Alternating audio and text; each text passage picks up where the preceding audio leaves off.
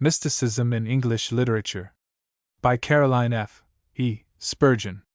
Note: the variety of applications of the term, mysticism, has forced me to restrict myself here to a discussion of that philosophical type of mysticism which concerns itself with questions of ultimate reality. My aim, too, has been to consider this subject in connection with great English writers. I have had, therefore, to exclude, with regret, the literature of America, so rich in mystical thought. I wish to thank Mr. John Murray for kind permission to make use of an article of mine which appeared in the Quarterly Review, and also Dr. Ward and Mr. Waller for similar permission with regard to certain passages in a chapter of the Cambridge History of English Literature, Volume 9. I am also indebted to Mr. Bertram Doble, Messrs. Longmans, Green, Mrs. Coventry Patmore, and Mr. Francis Mennell for most kindly allowing me to quote from the works respectively of Thomas Traherne, Richard Jefferies, Coventry Patmore, and Francis Thompson. CFS. April 1913. Contents. I. Introduction. Introduction. Definition of mysticism. The early mystical writers. Plato. Plotinus. Chronological sketch of mystical thought in England. 2. Love and beauty mystics. Love and beauty mystics. Shelley, Rossetti, Browning, Coventry Patmore, and Keats. 3. Nature mystics. Nature mystics. Henry Vaughan, Wordsworth, Richard Jefferies. 4. Philosophical mystics. Philosophical mystics. I. Poets. Donne, Traherne, Emily Brontë, Tennyson. The second, prose writers. William Law, Burke, Coleridge, Carlyle. V. Devotional and religious mystics. Devotional and religious mystics. The early English writers, Richard Rawle and Julian, Crash Shaw, Herbert, and Christopher Harvey, Blake and Francis Thompson. Bibliography. Bibliography. Index. Index. Mysticism in English Literature. Chapter 1. Introduction. Mysticism is a term so irresponsibly applied in English that it has become the first duty of those who use it to explain what they mean by it. The concise Oxford Dictionary, 1911, after defining a mystic as one who believes in spiritual apprehension of truths beyond the understanding, adds, whence mysticism and often contempt. Whatever may be the precise force of the remark in brackets, it is unquestionably true that mysticism is often used in a semi-contemptuous way to denote vaguely any kind of occultism or spiritualism, or any specially curious or fantastic views about God and the universe. The word itself was originally taken over by the Neoplatonists from the Greek mysteries, where the name of mu sigma ida given to the initiate probably arose from the fact that he was one who was gaining a knowledge of divine things about which he must keep his mouth shut. Mu omega equals close lips or eyes. Hence the association of secrecy or a mystery, which still clings round the word. Two facts in connection with mysticism are undeniable, whatever it may be, and whatever part it is destined to play in the development of thought and of knowledge. In the first place, it is the leading characteristic of some of the greatest thinkers of the world, of the founders of the Eastern religions, of Plato and Plotinus, of Eckhart and Bruno, of Spinoza, Goethe, and Hegel. Secondly, no one has ever been a lukewarm, an indifferent, or an unhappy mystic. If a man has this particular temperament, his mysticism is the very center of his being, it is the flame which feeds his whole life, and he is intensely and supremely happy just so far as he is steeped in it. Mysticism is, in truth, a temper rather than a doctrine, an atmosphere rather than a system of philosophy. Various mystical thinkers have contributed fresh aspects of truth as they saw her, for they have caught glimpses of her face at different angles, transfigured by diverse emotions, so that their testimony, and in some respects their views, are dissimilar to the point of contradiction. Wordsworth, for instance, gained his revelation of divinity through nature, and through nature alone, whereas to Blake, nature was a hindrance, and imagination the only reality. But all alike agree in one respect, in one passionate assertion, and this is that unity underlies diversity. This, their starting point and their goal, is the basic fact of mysticism, which, in its widest sense, may be described as an attitude of mind founded upon an intuitive or experienced conviction of unity, of oneness, of a likeness in all things. From this source springs all mystical thought, and the mystic, of whatever age or country, would say in the words of Krishna, "There is true knowledge. Learn thou it is this, to see one changeless life in all the lives, and in the separate, one inseparable." The Bhagavad Gita, Book 18. This fundamental belief in unity leads naturally to the further belief that all things about us are but forms or manifestations of the one divine life, and that these phenomena are fleeting and impermanent, although the spirit which informs them is immortal and endures. In other words, it leads to the belief that the ideal is the only real. Further, if unity lies at the root of things, man must have some share of the nature of God, for he is a spark of the divine. Consequently, man is capable of knowing God through this godlike part of his own nature, that is, through his soul or spirit.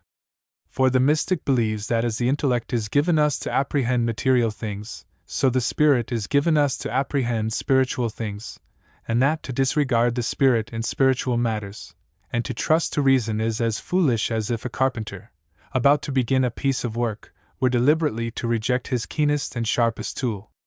The methods of mental and spiritual knowledge are entirely different. For we know a thing mentally by looking at it from outside, by comparing it with other things, by analyzing and defining it, whereas we can know a thing spiritually only by becoming it. We must be the thing itself, and not merely talk about it or look at it. We must be in love if we are to know what love is. We must be musicians if we are to know what music is. We must be godlike if we are to know what God is. For, in Porphyry's words, like is known only by like, and the condition of all knowledge is that the subject should become like to the object. So that to the mystic, whether he be philosopher, poet, artist, or priest, the aim of life is to become like God, and thus to attain to union with the divine. Hence, for him, life is a continual advance, a ceaseless aspiration, and reality or truth is to the seeker after it a vista ever expanding and charged with ever deeper meaning.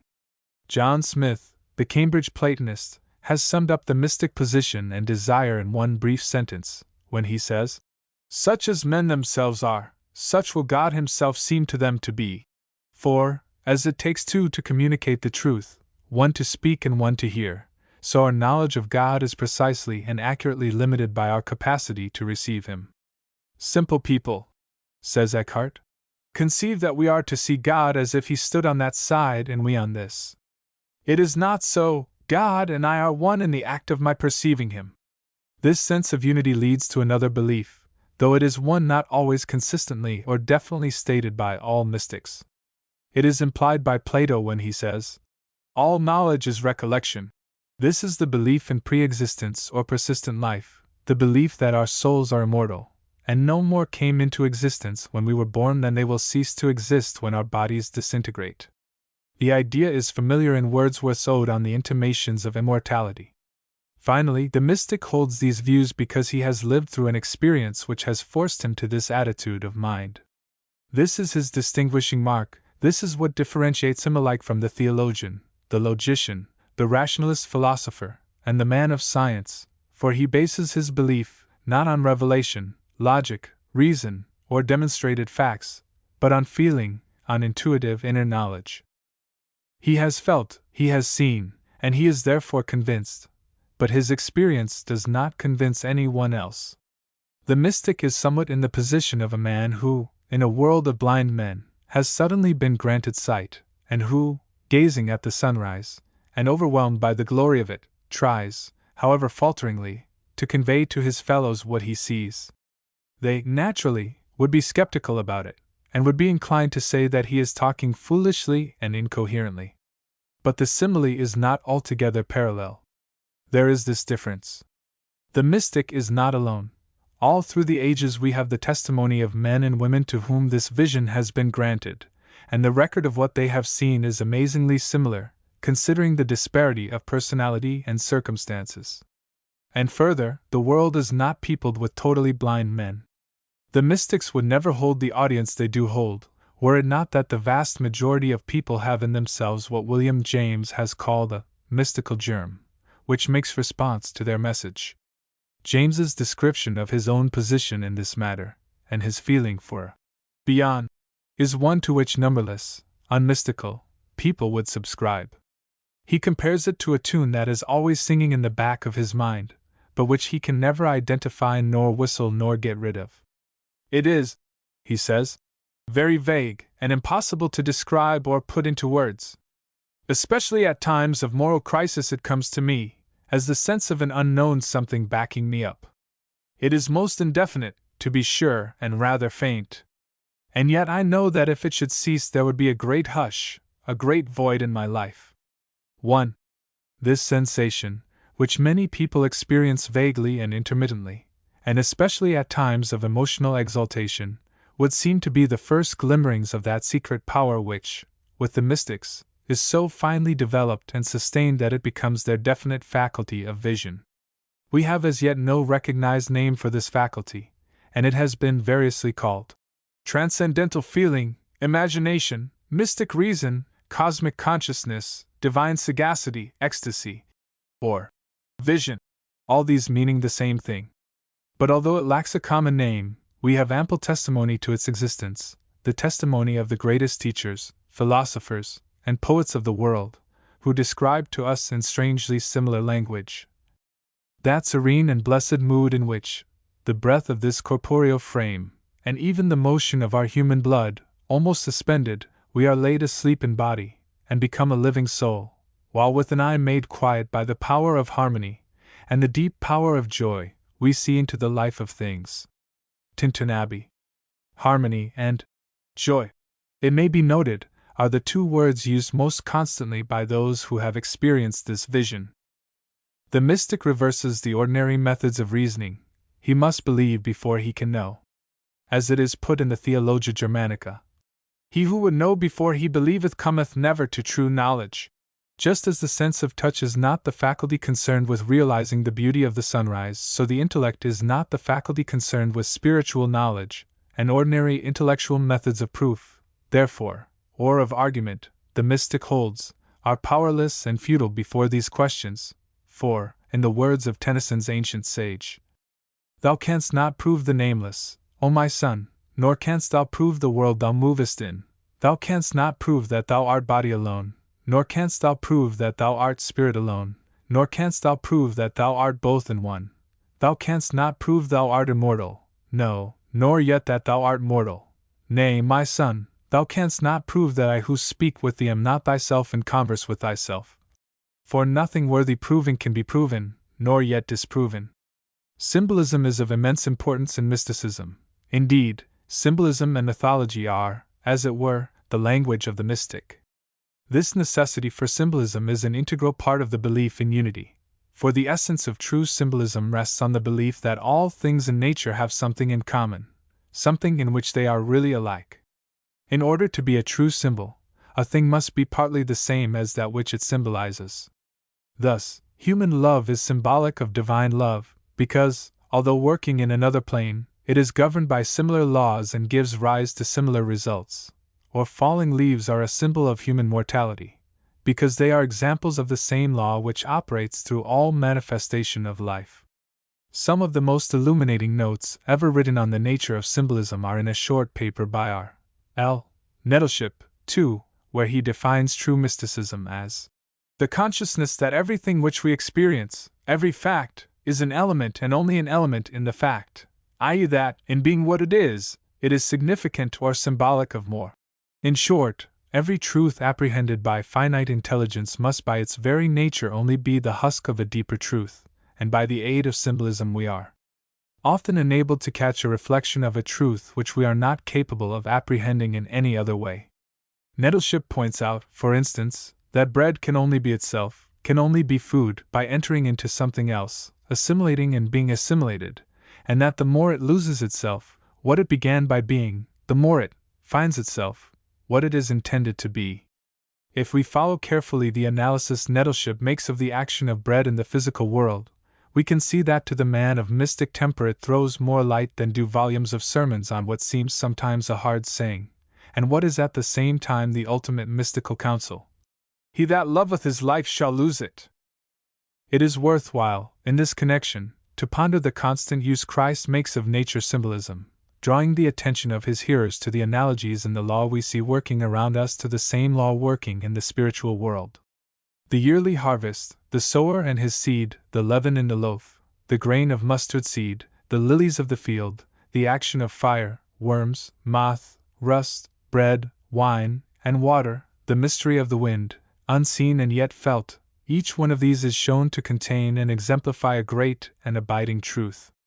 This is the attitude, these are the things, which lie at the heart of mysticism.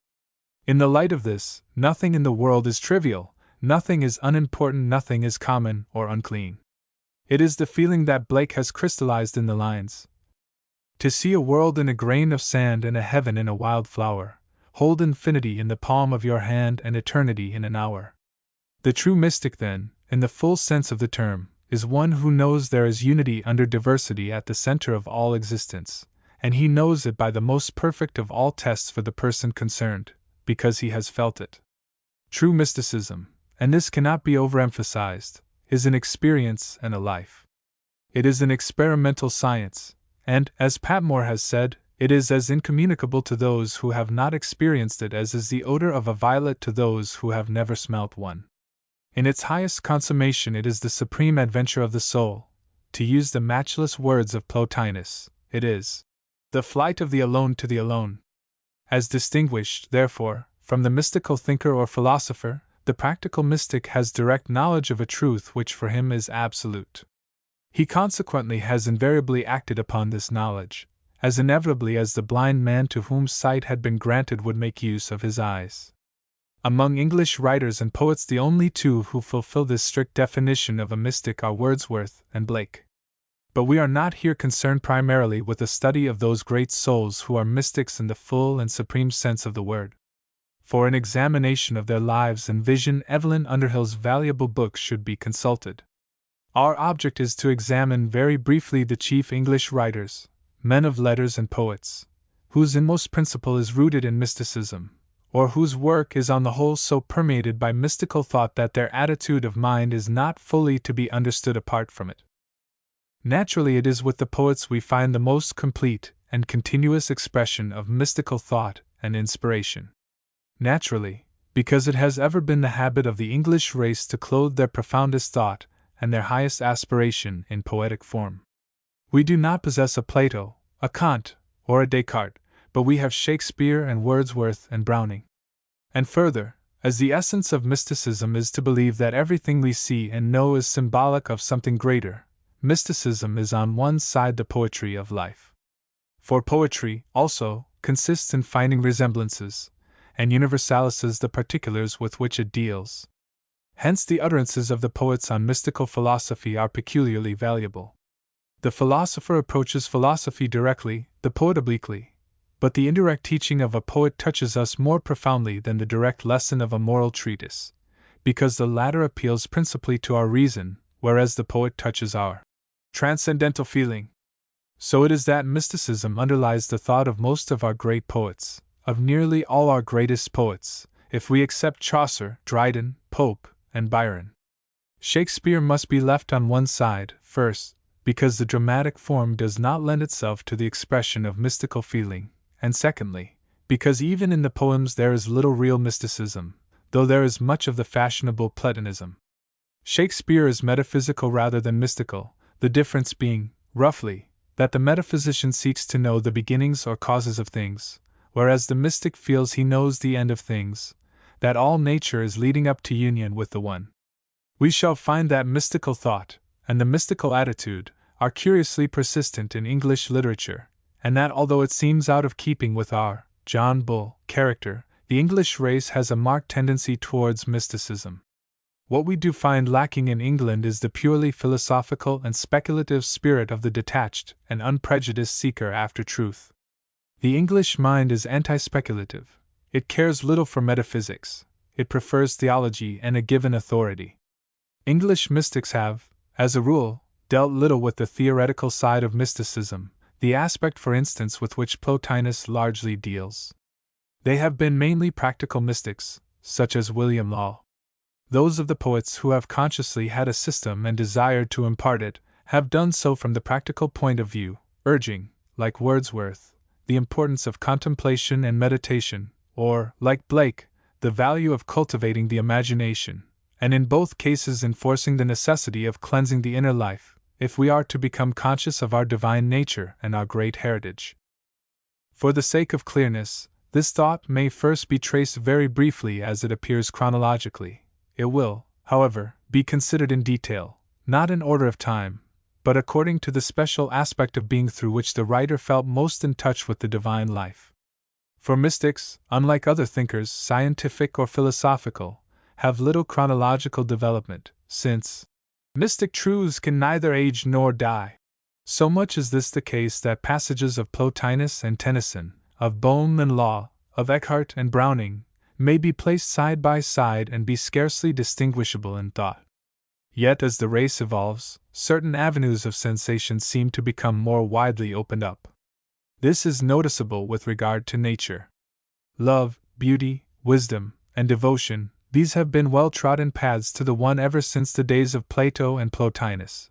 But with the great exception of St. Francis of Assisi and his immediate followers, we have to wait for more modern times before we find the intense feeling of the divinity in nature which we associate with the name of Wordsworth.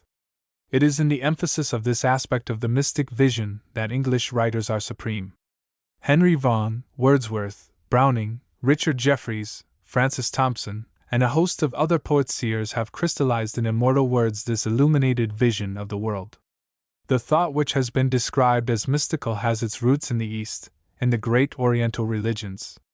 The mysterious, secret, taught by the Upanishads is that the soul or spiritual consciousness is the only source of true knowledge.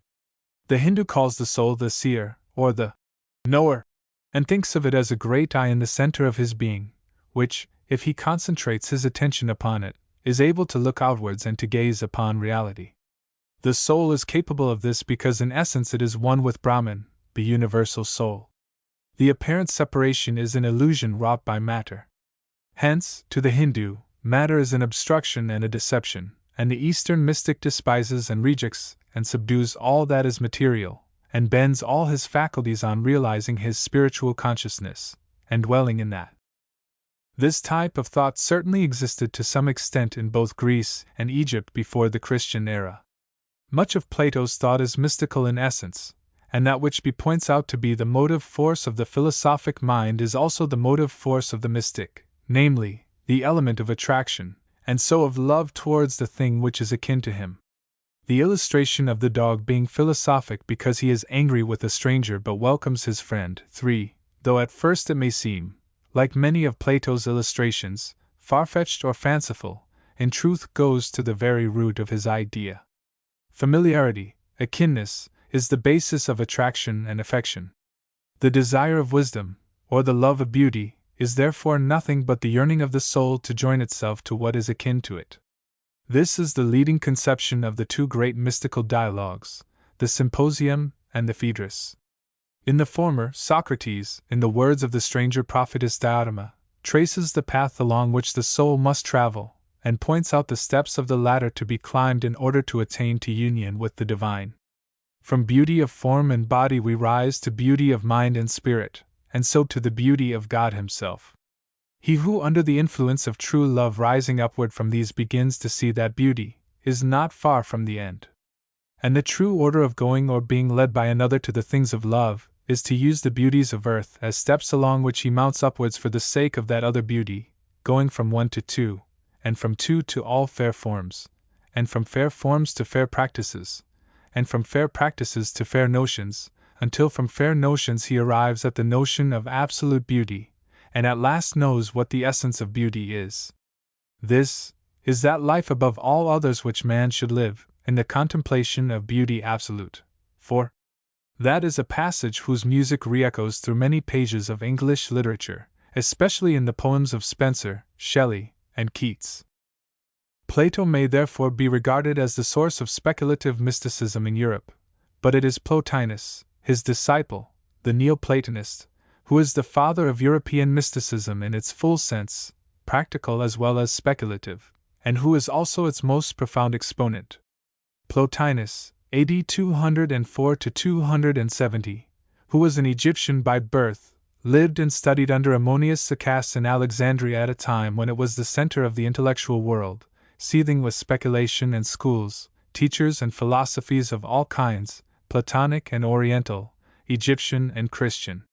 Later, from the age of 40, he taught in Rome, where he was surrounded by many eager adherents. He drew the form of his thought both from Plato and from Hermetic philosophy, his conception of emanation, but its real inspiration was his own experience, for his biographer Porphyry has recorded that during the 6 years he lived with Plotinus the latter attained 4 times to ecstatic union with the One. Plotinus combined, in unusual measure, the intellect of the metaphysician with the temperament of the great psychic, so that he was able to analyze with the most precise dialectic experiences which in most cases paralyze the tongue and blind the discursive reason. His 6th Ennead, On the Good or the One, is one of the great philosophic treatises of the world, and it sums up in matchless words the whole mystic position and experience. There are 2 statements in it which contain the center of the writer's thought. God is not external to any one, but is present in all things, though they are ignorant that he is so. God is not in a certain place, but wherever anything is able to come into contact with him, there he is present. ENN 6, 9, sections 4, 7. It is because of our ignorance of the indwelling of God that our life is discordant, for it is clashing with its own inmost principle. We do not know ourselves. If we did, we would know that the way home to God lies within ourselves. A soul that knows itself must know that the proper direction of its energy is not outwards in a straight line, but round a center which is within it. ENN 6, 9, section 8. The whole universe is one vast organism. ENN 9, 4, sections 32, 45, and the heart of God, the source of all life, is at the center, in which all finite things have their being, and to which they must flow back, for there is in this organism, so Plotinus conceives, a double circulatory movement, an eternal outbreathing and inbreathing, the way down and the way up. The way down is the outgoing of the undivided One towards manifestation. From him there flows out a succession of emanations. The first of these is the nous, or overmind of the universe, God as thought. The mind, in turn, throws out an image, the third principle in this trinity, the soul of all things. This, like the nous, is immaterial, but it can act on matter. It is the link between man and God, for it has a lower and a higher side. The lower side desires a body and so creates it, but it is not wholly incarnate in it, for, as Plotinus says, the soul always leaves something of itself above. From this world soul proceed the individual souls of men, and they partake of its nature. Its nature is triple: the animal or sensual soul, closely bound to the body, the logical reasoning human soul, and the intellectual soul, which is one with the divine mind, from whence it comes and of which it is an image. Souls have forgotten, then, divine origin because at first they were so delighted with their liberty and surroundings, like children let loose from their parents, says Plotinus, that they ran away in a direction as far as possible from their source. They thus became clogged with the joys and distractions of this lower life, which can never satisfy them, and they are ignorant of their own true nature and essence. In order to return home, the soul has to retrace the path along which she came, and the first step is to get to know herself, and so to know God. CNN 6, 9, section 7.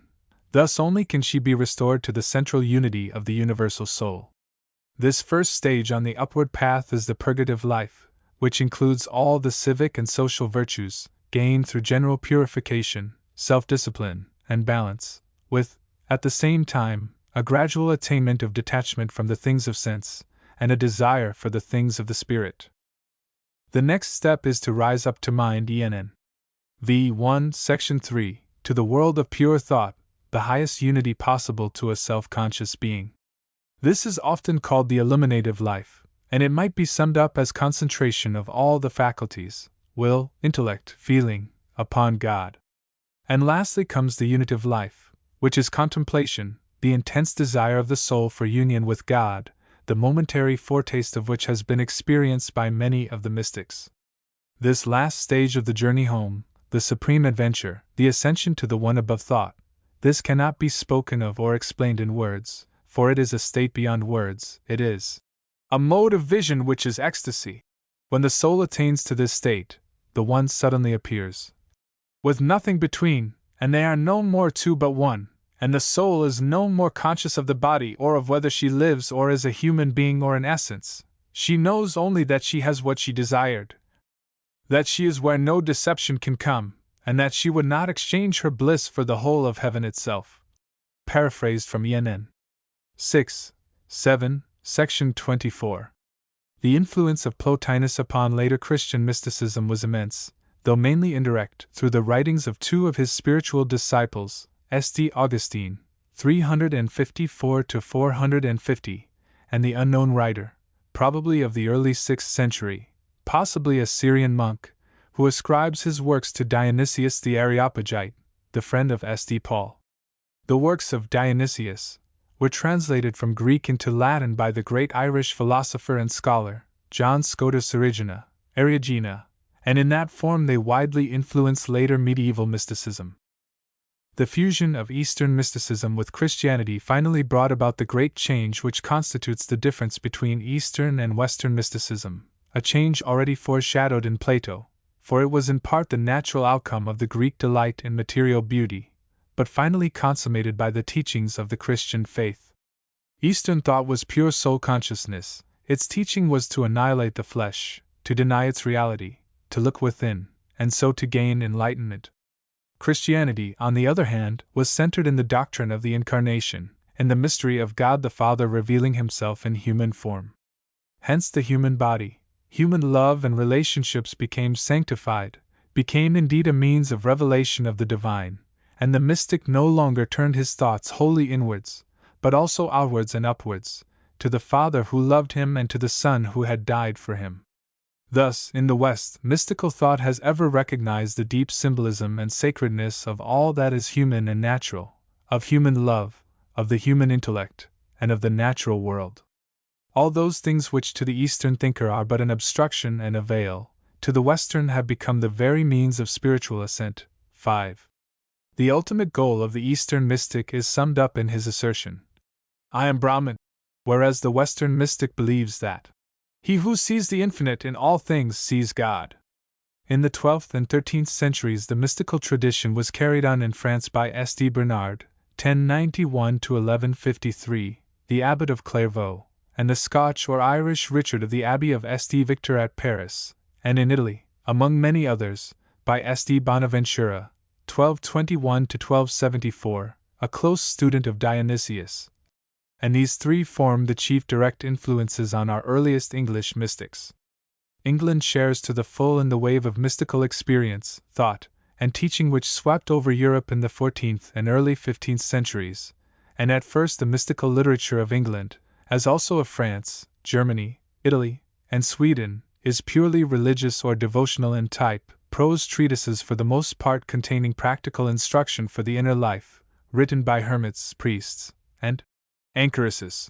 In the 14th century we have a group of such writers of great power and beauty, and in the work of Richard Rawle, Walter Hilton, Julian of Norwich, and the author of The Cloud of Unknowing, we have a body of writings dealing with the inner life, and the steps of purification, contemplation, and ecstatic union which throb with life and devotional fervor. From the time of Julian of Norwich, who was still alive in 1413, we find practically no literature of a mystical type until we come to Spenser's hymns, 1596, and these embody a Platonism reached largely through the intellect, and not a mystic experience. It would seem at first sight as if these hymns, or at any rate the two later ones in honor of heavenly love and of heavenly beauty, should rank as some of the finest mystical verse in English. Yet this is not the case. They are saturated with the spirit of Plato, and they express in musical form the lofty ideas of the Symposium and the Phaedrus, that beauty, more nearly than any other earthly thing, resembles its heavenly prototype, and that therefore the sight of it kindles love, which is the excitement and rapture aroused in the soul by the remembrance of that divine beauty which once it knew. And Spenser, following Plato, traces the stages of ascent traversed by the lover of beauty, until he is caught up into union with God himself. Yet, notwithstanding their melody and their Platonic doctrine, the note of the real mystic is wanting in the hymns, the note of him who writes of these things because he knows them. It would take some space to support this view in detail. Any one desirous of testing it might read the account of transport of the soul when wrapped into union with the One as given by Plotinus, ENN. 6.9, section 10, and compare it with Spencer's description of a similar experience, and hymn of heavenly bow-tie, 11. 253 to 273. Despite their poetic melody, Spencer's words sound poor and trivial. Instead of preferring to dwell on the unutterable ecstasy, contentment, and bliss of the experience, he is far more anxious to emphasize the fact that all that pleased erst now seems to pain. The contradictory nature of his belief is also arresting. In the early part of the hymn of heavenly bow-tie, in speaking of the glory of God which is so dazzling that angels themselves may not endure his sight, he says, as Plato does, "The means, therefore, which unto us is lent him to behold, is on his works to look, which he hath made in beauty excellent." This is the view of the true mystic, that God may be seen in all his works, by the eye which is itself purified. Yet, in the last stanza of this beautiful hymn, this is how Spencer views the joy of the union of the soul with its source, when it looks at last up to that sovereign light, from whose pure beams all perfect beauty springs, that kindleth love in every godly sprite, even the love of God, which loathing brings of this vile world and these gay-seeming things. This is not the voice of the mystic. It is the voice of the Puritan, who is also an artist, who shrinks from earthly beauty because it attracts him, who fears it, and tries to despise it. In truth, the dominating feature in Spencer's poetry is a curious blending of Puritanism of spirit with the Platonic mind. In the 17th century, however, England is peculiarly rich in writers steeped in mystical thought. First come the Quakers, headed by George Fox. This rediscovery and assertion of the mystical element in religion gave rise to a great deal of writing, much of it very interesting to the student of religious thought. Among the journals of the early Quakers, and especially that of George Fox, there are passages which charm us with their sincerity, quaintness, and pure flame of enthusiasm, but these works cannot as a whole be ranked as literature. Then we have the little group of Cambridge Platonists, Henry More, John Smith, Benjamin Whichcote, and John Norris of Bemerton. These are all Platonic philosophers, and among their writings, and especially in those of John Norris, are many passages of mystical thought clothed in noble prose. Henry More, who is also a poet, is in character a typical mystic, serene, buoyant, and so spiritually happy that, as he told a friend, he was sometimes almost mad with pleasure. His poetical faculty is, however, entirely subordinated to his philosophy, and the larger portion of his work consists of passages from the Enneads of Plotinus turned into rather obscure verse. So that he is not a poet and artist who, working in the sphere of the imagination, can directly present to us mystical thoughts and ideas, but rather a mystic philosopher who has versified some of his discourses. At this time also many of the metaphysical poets are mystical in much of their thought. Chief among these is John Donne, and we may also include Henry Vaughan, Traherne, Crashaw, and George Herbert. Bunyan might at first sight appear to have many of the characteristics of the mystic, for he had certain very intense psychic experiences which are of the nature of a direct revelation of God to the soul, and in his vivid religious autobiography, Grace Abounding, he records sensations which are akin to those felt by Rawle, Julian, and many others. But although psychically akin, he is in truth widely separated from the mystics in spirit and temperament and belief. He is a Puritan, overwhelmed with a sense of sin, the horrors of punishment in hell, and the wrath of an outside creator and judge, and his desire is aimed at escape from this wrath through election and God's grace. But he is a Puritan endowed with a psychopathic temperament sensitive to the point of disease and gifted with an abnormally high visualizing power. Hence his resemblance to the mystics, which is a resemblance of psychical temperament and not of spiritual attitude. In the 18th century the names of William Law and William Blake shine out like stars against a dark firmament of rationalism and unbelief. Their writings form a remarkable contrast to the prevailing spirit of the time. Law expresses in clear and pointed prose the main teachings of the German seer Jacob Boehme Wink with a frown 6, whereas Blake sees visions and has knowledge which he strives to condense into forms of picture and verse which may be understood of men. The influence of Boehme in the 18th and 19th centuries is very far-reaching. In addition to completely subjugating the strong intellect of Law, he profoundly influenced Blake. He also affected Thomas Erskine of Linlithgow, and through him, Carlyle, J. W., Farquhar, F. D., Maurice, and others. Hegel, Schelling, and Schlegel are alike indebted to him, and through them, through his French disciple St. Martin, and through Coleridge, who was much attracted to him, some of his root ideas returned again to England in the 19th century, thus preparing the way for a better understanding of mystical thought. The Swedish seer Emanuel Swedenborg, 1688 to 1772, was another strong influence in the later 18th and the 19th centuries.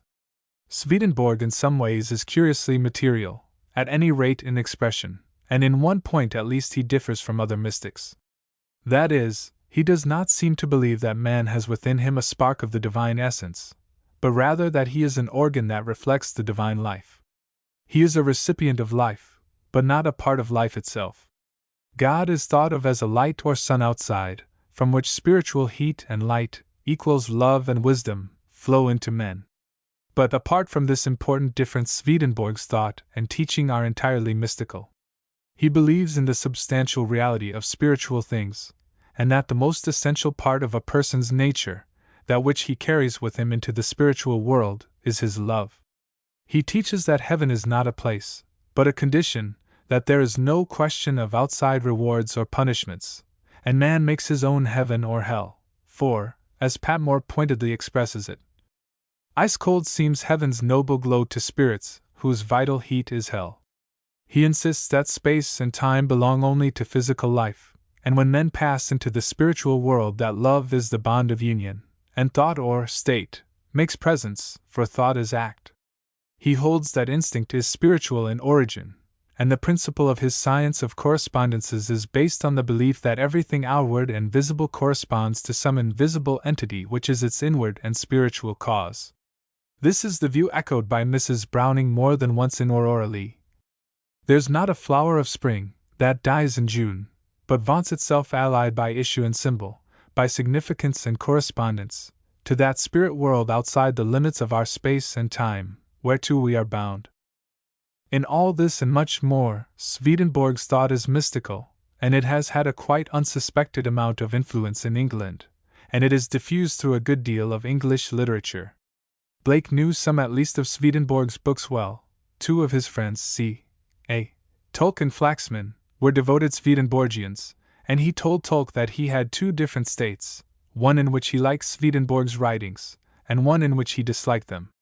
Unquestionably, they sometimes irritated him, and then he abused them, but it is only necessary to read his annotations of his copy of Swedenborg's Wisdom of the Angels, now in the British Museum, to realize in the first place that he sometimes misunderstood Swedenborg's position, and secondly, that when he did understand it, he was thoroughly in agreement with it, and that he and the Swedish seer had much in common. Coleridge admired Swedenborg. He gave a good deal of time to studying him. See Coleridge's letter to C.A. Tolk, July 17, 1820, and he, with Boehme, were two of the four great men unjustly branded, about whom he often thought of writing a vindication. Coleridge's Notes on Noble's Appeal, Collected Works, edition Shed, 1853 and 1884, volume 5, page 526. Emerson owes much to Swedenborg, 7, and Emerson's thought had much influence in England. Carlyle also was attracted to him. See his letter from Chelsea, November 13, 1852. Mrs. Browning studied him with enthusiasm and spent the winter of 1852-3 in meditation on his philosophy, Letters, Volume 2, page 141, which bore fruit 4 years later in Aurora Leigh. Coventry Patmore is, however, the English writer most saturated with Swedenborg's thought, and his Angel in the House embodies the main features of Swedenborg's peculiar views expressed in conjugal love, on sex and marriage and their significance. It is not too much to say that Swedenborg influenced and colored the whole trend of Patmore's thought, and that he was to him what Boehme was to Law, the match which set alight his mystical flame. He says Swedenborg's Heaven and Hell abounds with perception of the truth to a degree unparalleled perhaps in uninspired writing, and he asserts that he never tires of reading him. He is unfathomably profound and yet simple. 8. Whatever may be the source or reason, it is clear that at the end of the 18th century we begin to find a mystical tinge of thought in several thinkers and writers, such as Burke, Coleridge, and Thomas Erskine of Linlithgow. This increases in the early 19th century, strengthened by the influence, direct and indirect, of Boehme, Swedenborg, and the German transcendental philosophers, and this mystical spirit is very marked in Carlyle, and, as we shall see, in most of the greatest 19th century poets. In addition to those writers which are here dealt with in detail, there is much of the mystic spirit in others of the same period, to name a few only: George Meredith, Fiona MacLeod, Christina Rossetti, and Mrs. Browning, while today writers like A. W. B. Yeats and Evelyn Underhill are carrying on the mystic tradition. Chapter 2. Love and Beauty Mystics. In studying the mysticism of the English writers, and more especially of the poets, one is at once struck by the diversity of approach leading to unity of end. There are, says Plotinus, different roads by which this end, apprehension of the infinite, may be reached. The love of beauty, which exalts the poet, that devotion to the one and that ascent of science which makes the ambition of the philosopher, and that love and those prayers by which some devout and ardent soul tends in its moral purity towards perfection. These are the great highways conducting to that height above the actual and the particular, where we stand in the immediate presence of the infinite, who shines out as from the deeps of the soul. Letter to Flaccus. We have grouped together our English writers who are mystical in thought, according to the 5 main pathways by which they have seen the vision: love, beauty, nature, wisdom, or devotion.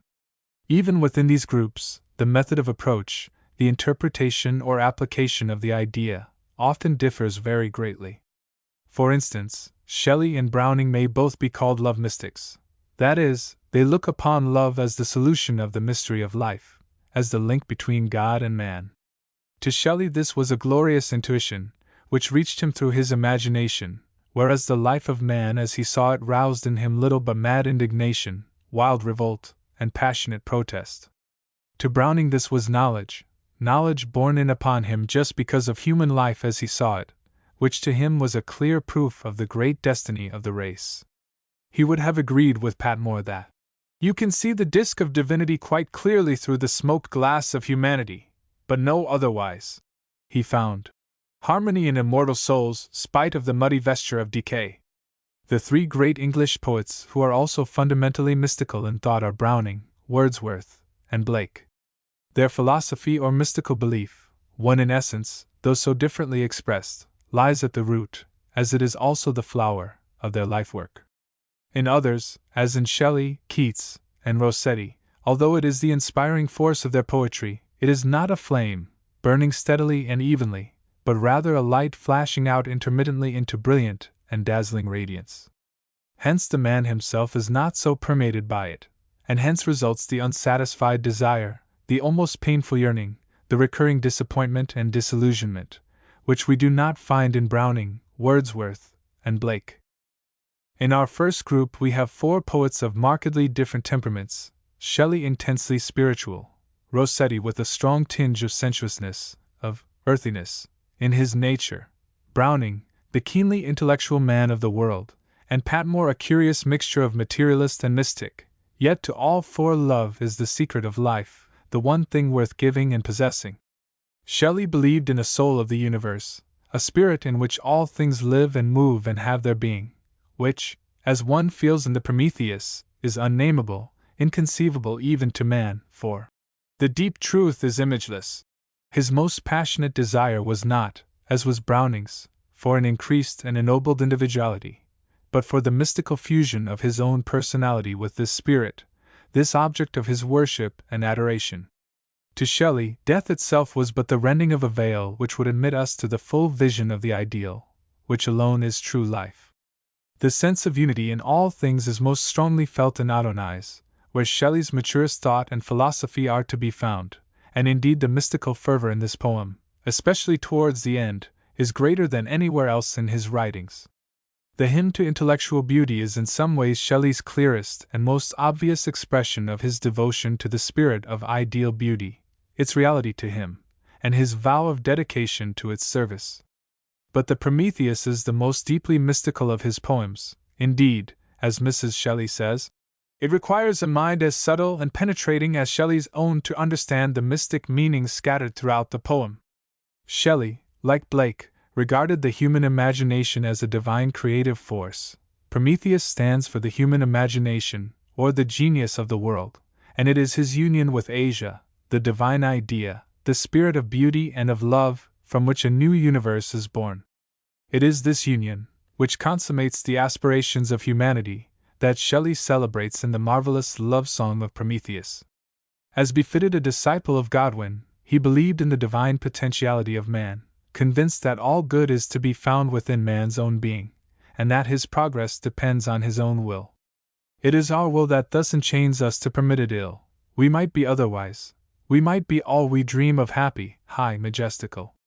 Where is the love, beauty, and truth we seek but in our mind? Julian and Madelot. In the allegorical introduction to the Revolt of Islam, which is an interesting example of Shelley's mystical mythology, we have an insight into the poet's view of the good power in the world. It is not an almighty creator standing outside mankind, but a power which suffers and rebels and evolves, and is, in fact, incarnate in humanity, so that it is unrecognized by men, and indeed confounded with evil. And the great spirit of good did creep among the nations of mankind, and every tongue cursed and blasphemed him as he passed, for none knew good from evil. There is no doubt that to Shelley the form assumed by the divine in man was love.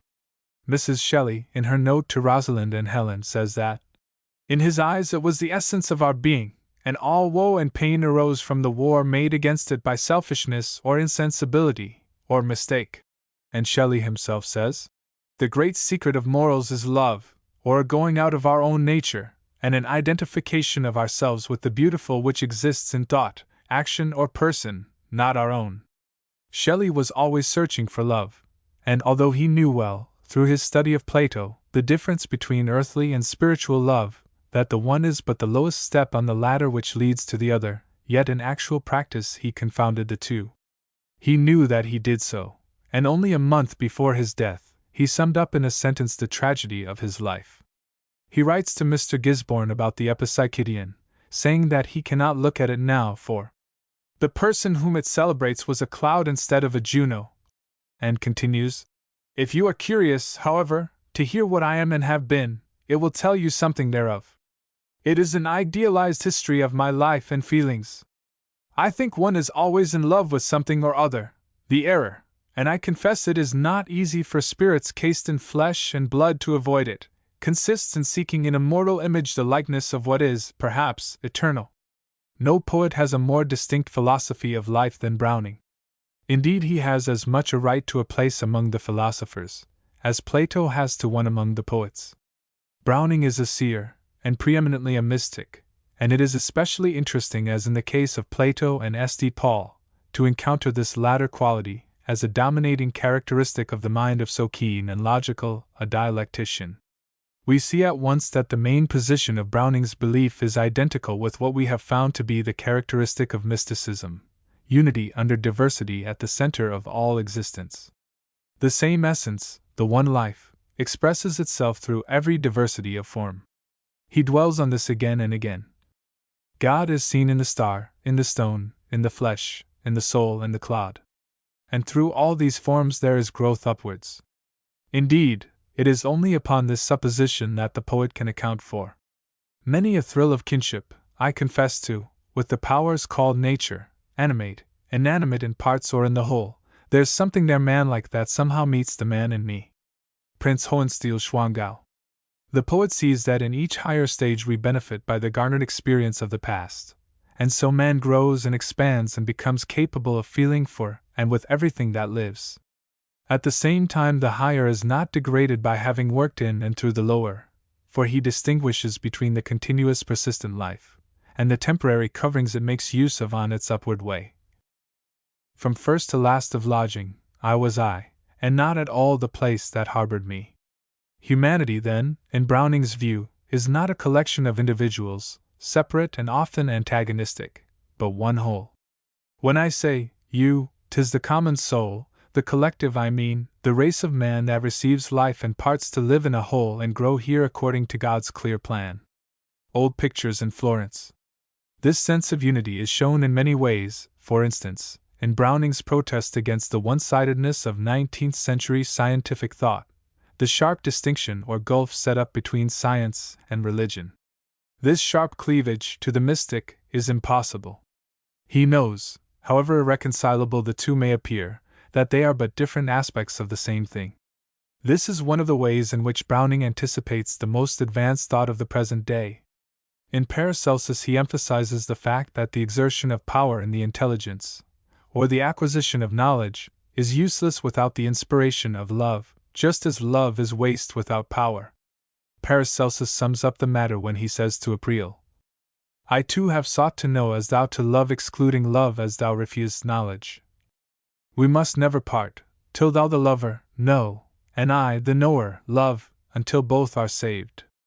Arising logically out of this belief in unity, there follows, as with all mystics, the belief in the potential divinity of man, which permeates all Browning's thought, and is continually insisted on in such poems as Rabbi Ben Ezra, A Death in the Desert, and The Ring and the Book.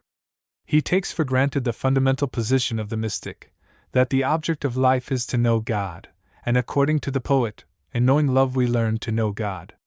Hence it follows that love is the meaning of life, and that he who finds it not loses what he lived for and eternally must lose it. Christina. For life with all it yields of joy and woe and hope and fear, is just our chance, so the prize of learning love. A Death in the Desert. This is Browning's central teaching, the keynote of his work and philosophy. The importance of love in life is to Browning supreme, because he holds it to be the meeting point between God and man. Love is the sublimest conception possible to man, and a life inspired by it is the highest conceivable form of goodness. In this exaltation of love, as in several other points, Browning much resembles the German mystic, Meister Eckhart. To compare the two writers in detail would be an interesting task. It is only possible here to suggest points of resemblance. The following passage from Eckhart suggests several directions in which Browning's thought is peculiarly mystical. Intelligence is the youngest faculty in man.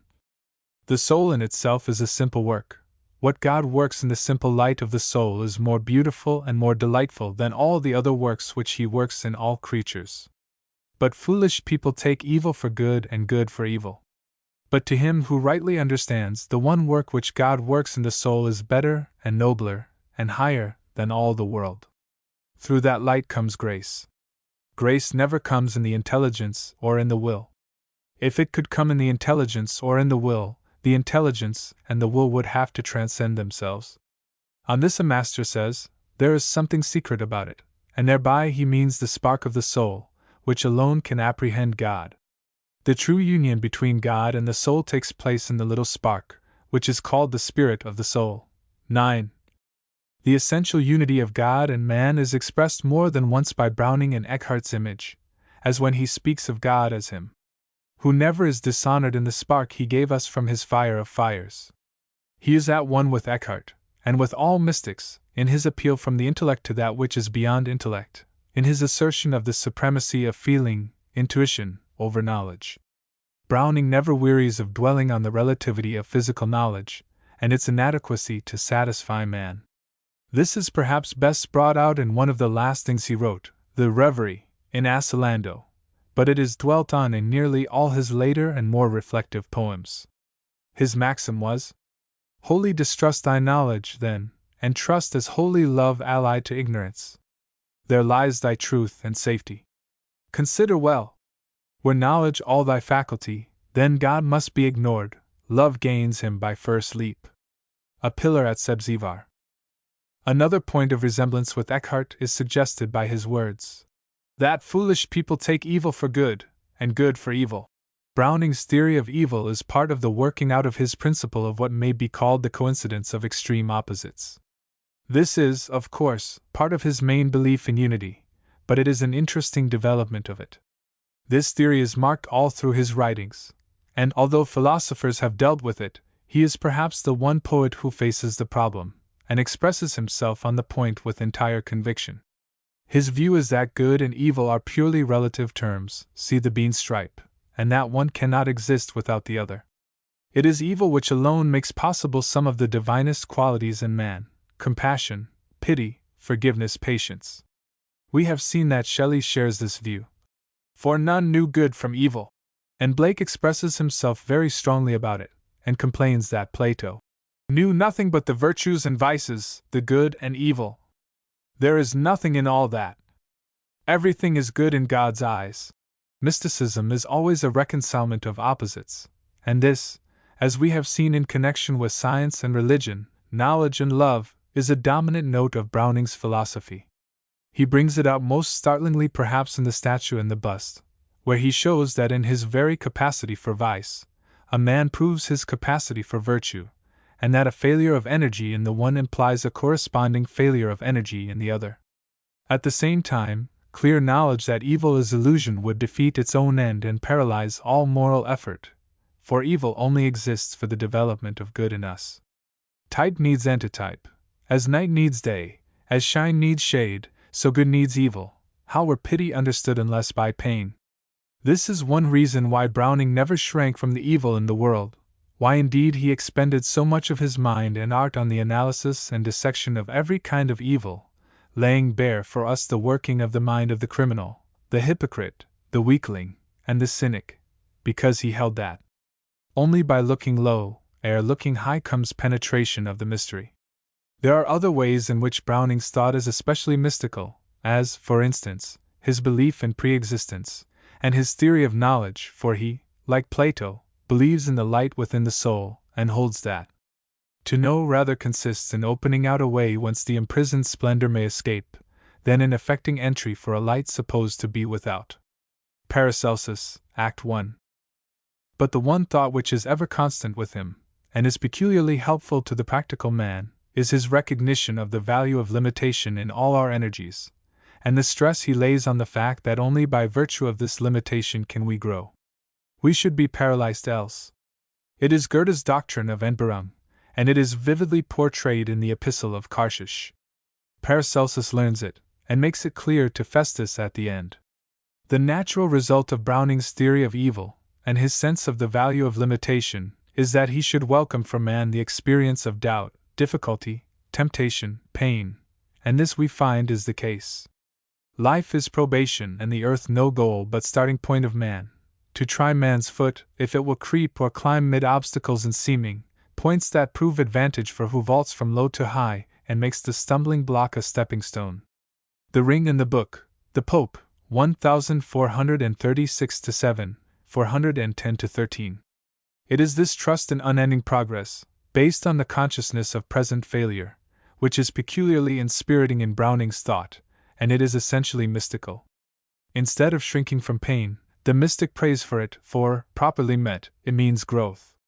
Was the trial sore? Temptation sharp? Thank God a second time. Why comes temptation but for man to meet and master and make crouch beneath his foot, and so be pedestaled in triumph? The Ring and the Book, the Pope, 1182-2002. Rossetti's mysticism is perhaps a more salient feature in his art than is the case with Browning, and the lines of it, and its place in his work, have been well described by Mr. Theodore Watts Dutton. 10. We can only here indicate wherein it lies, and how it differs from and falls short of the mysticism of Shelley and Browning. Rossetti, unlike Browning, is not the least metaphysical. He is not devoured by philosophical curiosity. He has no desire to solve the riddle of the universe. All his life he was dominated and fascinated by beauty, one form of which in especial so appealed to him as at times almost to overpower him, the beauty of the face of woman. 11. But this beauty is not an end in itself. It is not the desire of possession that so stirs him, but rather an absolute thirst for the knowledge of the mystery which he feels is hiding beneath and beyond it. Here lies his mysticism. It is this haunting passion which is the greatest thing in Rossetti, which inspires all that is best in him as artist, the belief that beauty is but the expression or symbol of something far greater and higher, and that it has kinship with immortal things. For beauty, which, as Plato has told us, is of all the divine ideas at once most manifest and most lovable to man, is for Rossetti the actual and visible symbol of love, which is at once the mystery and solution of the secret of life. 12. Rossetti's mystical passion is perhaps most perfectly expressed in his little early prose romance, Hand and Soul. It is purer and more austere than much of his poetry, and breathes an amazing force of spiritual vision. One wonders, after reading it, that the writer himself did not attain to a loftier and more spiritual development of life and art, and one cannot help feeling the reason was that he did not sufficiently heed the warning of Plotinus, not to let ourselves become entangled in sensuous beauty, which will engulf us as in a swamp. Coventry Patmore was so entirely a mystic that it seems to be the first and the last and the only thing to say about him. His central conviction is the unity of all things, and hence their mutual interpretation and symbolic force. There is only one kind of knowledge which counts with him, and that is direct apprehension or perception, the knowledge a man has of love, by being in love, not by reading about its symptoms. The touch of God is not a figure of speech. Touch, says Aquinas, applies to spiritual things as well as to material things. The fullness of intelligence is the obliteration of intelligence. God is then our honey, and we, as S.D. Augustine says, are his. And who wants to understand honey or requires the rationale of a kiss? Rod, root, and flower, XX. Once given the essential idea, to be grasped by the intuitive faculty alone, the world is full of analogies, of natural revelations which help to support and illustrate great truths. Patmore was, however, caught and enthralled by one aspect of unity, by one great analogy, almost to the exclusion of all others. This is that in human love, but above all in wedded love, we have a symbol, that is an expression of a similar force in different material, of the love between God and the soul. What Patmore meant was that in the relationship and attitude of wedded lovers we hold the key to the mystery at the heart of life, and that we have in it a real apprehension, which is quite different from real comprehension. 13. Of the relationship and attitude of humanity to God.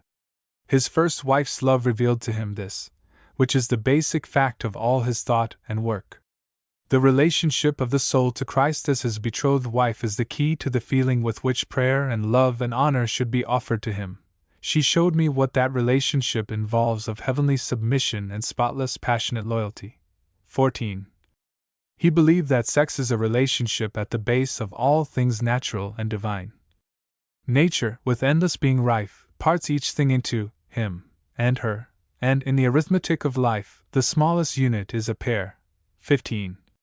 This division into two and reconciliation into one, this clash of forces resulting in life, is, as Patmore points out in words curiously reminiscent of those of Boehme, at the root of all existence.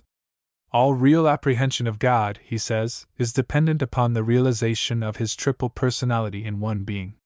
Nature goes on giving echoes of the same living triplicity in animal, plant, and mineral, every stone and material atom owing its being to the synthesis, or embrace, of the two opposed forces of expansion and contraction. Nothing whatever exists in a single entity but in virtue of its being thesis, antithesis, and synthesis, and in humanity and natural life this takes the form of sex, the masculine, the feminine, and the neuter or third, forgotten sex spoken of by Plato, which is not the absence of the life of sex, but its fulfillment and power. As the electric fire is the fulfillment and power of positive and negative in their embrace. The essay from which this passage is taken, The Bough Set in the Cloud, together with the precursor, give in full detail an exposition of this belief of Patmore's, which was for him the burning heart of the universe. Female and male God made the man. His image is the whole, not half, and in our love we dimly scan the love which is between himself. 16. God he conceived of as the great masculine positive force, the soul as the feminine or receptive force, and the meeting of these two, the mystic rapture, of the marriage of divinity and humanity, as the source of all life and joy. This profound and very difficult theme is treated by Patmore in a manner at once austere and passionate in the exquisite little preludes to The Angel in the House, and more especially in the Odes, which stand alone in 19th-century poetry for poignancy of feeling and depth of spiritual passion. They are the highest expression of erotic mysticism, 17, in English, a marvelous combination of flaming ardor and sensuousness of description with purity and austerity of tone. This latter effect is gained largely by the bare and irregular meter, which has a curiously compelling beauty of rhythm and dignity of cadence.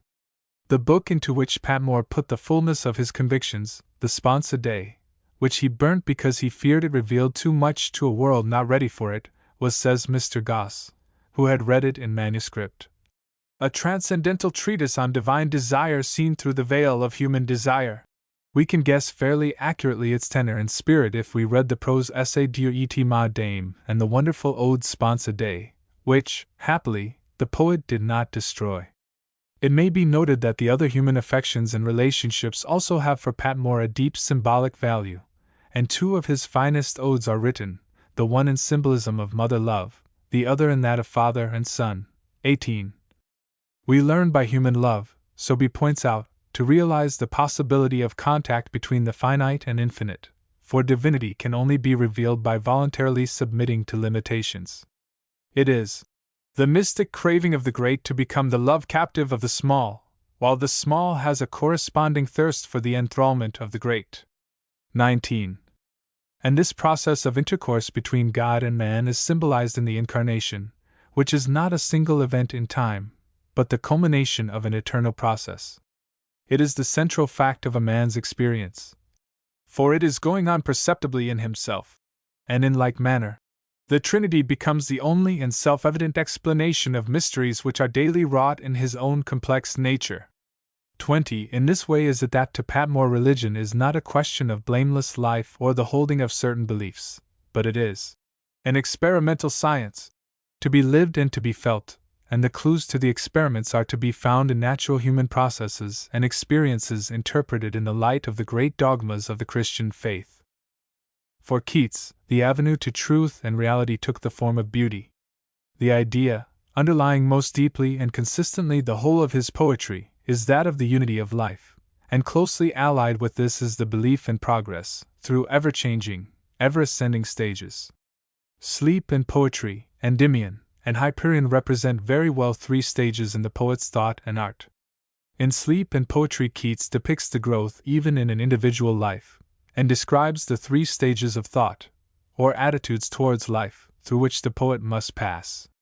They are not quite parallel to the three stages of the mystical ladder marked out by Wordsworth in the main body of his poetry, because they do not go quite so far, but they are almost exactly analogous to the three stages of mind he describes in Tintern Abbey.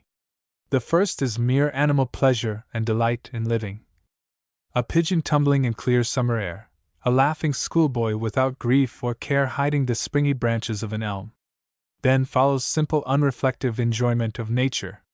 The next stage is sympathy with human life, with human grief and joy, which brings a sense of the mystery of the world, a longing to pierce it and arrive at its meaning, symbolized in the figure of the charioteer.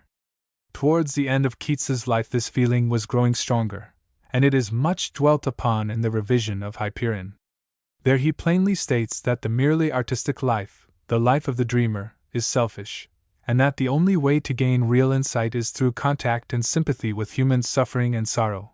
And in the Lost Woodhouse transcript of the revision, rediscovered in 1904, there are some lines in which this point is still further emphasized. The full realization of this third stage was not granted to Keats during his short life. He had but gleams of it. The only passage where he describes the ecstasy of vision is in Endymion, BKI 1, 774 ff, and this resembles in essentials all the other reports of this experience given by mystics. When the mind is ready, anything may lead us to it: music, imagination, love, friendship. Feel we these things? That moment have we stepped into a sort of oneness, and our state is like a floating spirit's. Keats felt this passage was inspired, and in a letter to Taylor in January 1818 he says, "When I wrote it, it was a regular stepping of the imagination towards a truth." In Endymion, The underlying idea is the unity of the various elements of the individual soul. The love of woman is shown to be the same as the love of beauty, and that in its turn is identical with the love of the principle of beauty in all things. Keats was always very sensitive to the mysterious effects of moonlight, and so for him the moon became a symbol for the great abstract principle of beauty, which, during the whole of his poetic life, he worshipped intellectually and spiritually. The mighty abstract idea I have of beauty in all things stifles the more divided and minute domestic happiness, he writes to his brother George, and the last two well-known lines of the Ode on a Grecian urn fairly sum up his philosophy. Beauty is truth, truth beauty, that is all ye know on earth, and all ye need to know. So that the moon represents to Keats the eternal idea, the one essence in all. This is how he writes of it, in what is an entirely mystical passage in Endymion. As I grew in years, still didst thou blend with all my ardours, thou wast the deep glen, thou wast the mountain top, the sage's pen, the poet's harp, the voice of friends, the sun, thou wast the river, thou wast glory won, thou wast my clarion's blast, thou wast my steed, my goblet full of wine, my topmost steed, thou wast the charm of women, lovely moon. In his fragment of Hyperion, Keats shadows forth the unity of all existence, and gives magnificent utterance to the belief that change is not decay, but the law of growth and progress. Oceanus, in his speech to the overthrown Titans, sums up the whole meaning as far as it has gone, in verse which is unsurpassed in English. We fall by course of nature's law, not force of thunder, or of Jove, on our heels a fresh perfection treads, a power more strong in beauty, born of us and fated to excel us, as we pass in glory that old darkness, for 'tis the eternal law that first in beauty should be first in might. This is true mysticism, the mysticism Keats shares with Burke and Carlyle, the passionate belief in continuity of essence through ever-changing forms. Chapter 3. Nature Mystics. Vaughan and Wordsworth stand preeminent among our English poets in being almost exclusively occupied with one theme, the mystical interpretation of nature. Both poets are of a meditative, brooding cast of mind, but whereas Wordsworth arrives at his philosophy entirely through personal experience and sensation, Vaughan is more of a mystical philosopher, deeply read in Plato and the medieval alchemists. The constant comparison of natural with spiritual processes is, on the whole, the most marked feature of Vaughan's poetry. If man will but attend, he seems to say to us, everything will discourse to him of the spirit. He broods on the silkworm's change into the butterfly, resurrection and immortality. He ponders over the mystery of the continuity of life as seen in the plant, dying down and entirely disappearing in winter, and shooting up anew in the spring, the hidden flower. Or, while wandering by his beloved river Usk, he meditates near the deep pool of a waterfall on its mystical significance as it seems to linger beneath the banks and then to shoot onward in swifter course, and he sees in it an image of life beyond the grave. The seed growing secretly in the earth suggests to him the growth of the soul in the darkness of physical matter, and in affliction he points out that all nature is governed by a law of periodicity and contrast, night and day, sunshine and shower, and as the beauty of color can only exist by contrast, so are pain, sickness, and trouble needful for the development of man. These poems are sufficient to illustrate the temper of Vaughan's mind, his keen, reverent observation of nature in all her moods, and his intense interest in the minutest happenings, because they are all manifestations of the one mighty law. Vaughan appears to have had a more definite belief in pre-existence than Wordsworth, for he refers to it more than once, and The Retreat, which is probably the best known of all his poems and must have furnished some suggestion for the Immortality Ode, is based upon it. Vaughan has occasionally an almost perfect felicity of mystical expression, a power he shares with Donne, Keats, Rossetti, and Wordsworth. His ideas then produce their effect through the medium of art, directly on the feelings. The poem called Quickness is perhaps the best example of this peculiar quality, which cannot be analyzed but must simply be felt, or the world, with its magnificent symbol in the opening lines. I saw eternity the other night, like a great ring of pure and endless light, all calm, as it was bright, and round beneath it, time, in hours, days, years, driven by the spheres, like a vast shadow. Moved. 21. Mysticism is the most salient feature of Wordsworth's poetry, for he was one who saw, whose inward eye was focused to visions scarce dreamt of by men. It is because of the strangeness and unfamiliarity of his vision that he is a difficult poet to understand, and the key to the understanding of him is a mystic one. People talk of the difficulty of Browning, but he is easy reading compared with a great deal of Wordsworth. It is just the apparent simplicity of Wordsworth's thought which is so misleading. A statement about him of the following kind would be fairly generally accepted as the truth. Wordsworth was a simple-minded poet with a passion for nature. He found great joy and consolation in the contemplation of the beauty of hills and dales and clouds and flowers, and urged others to find this too.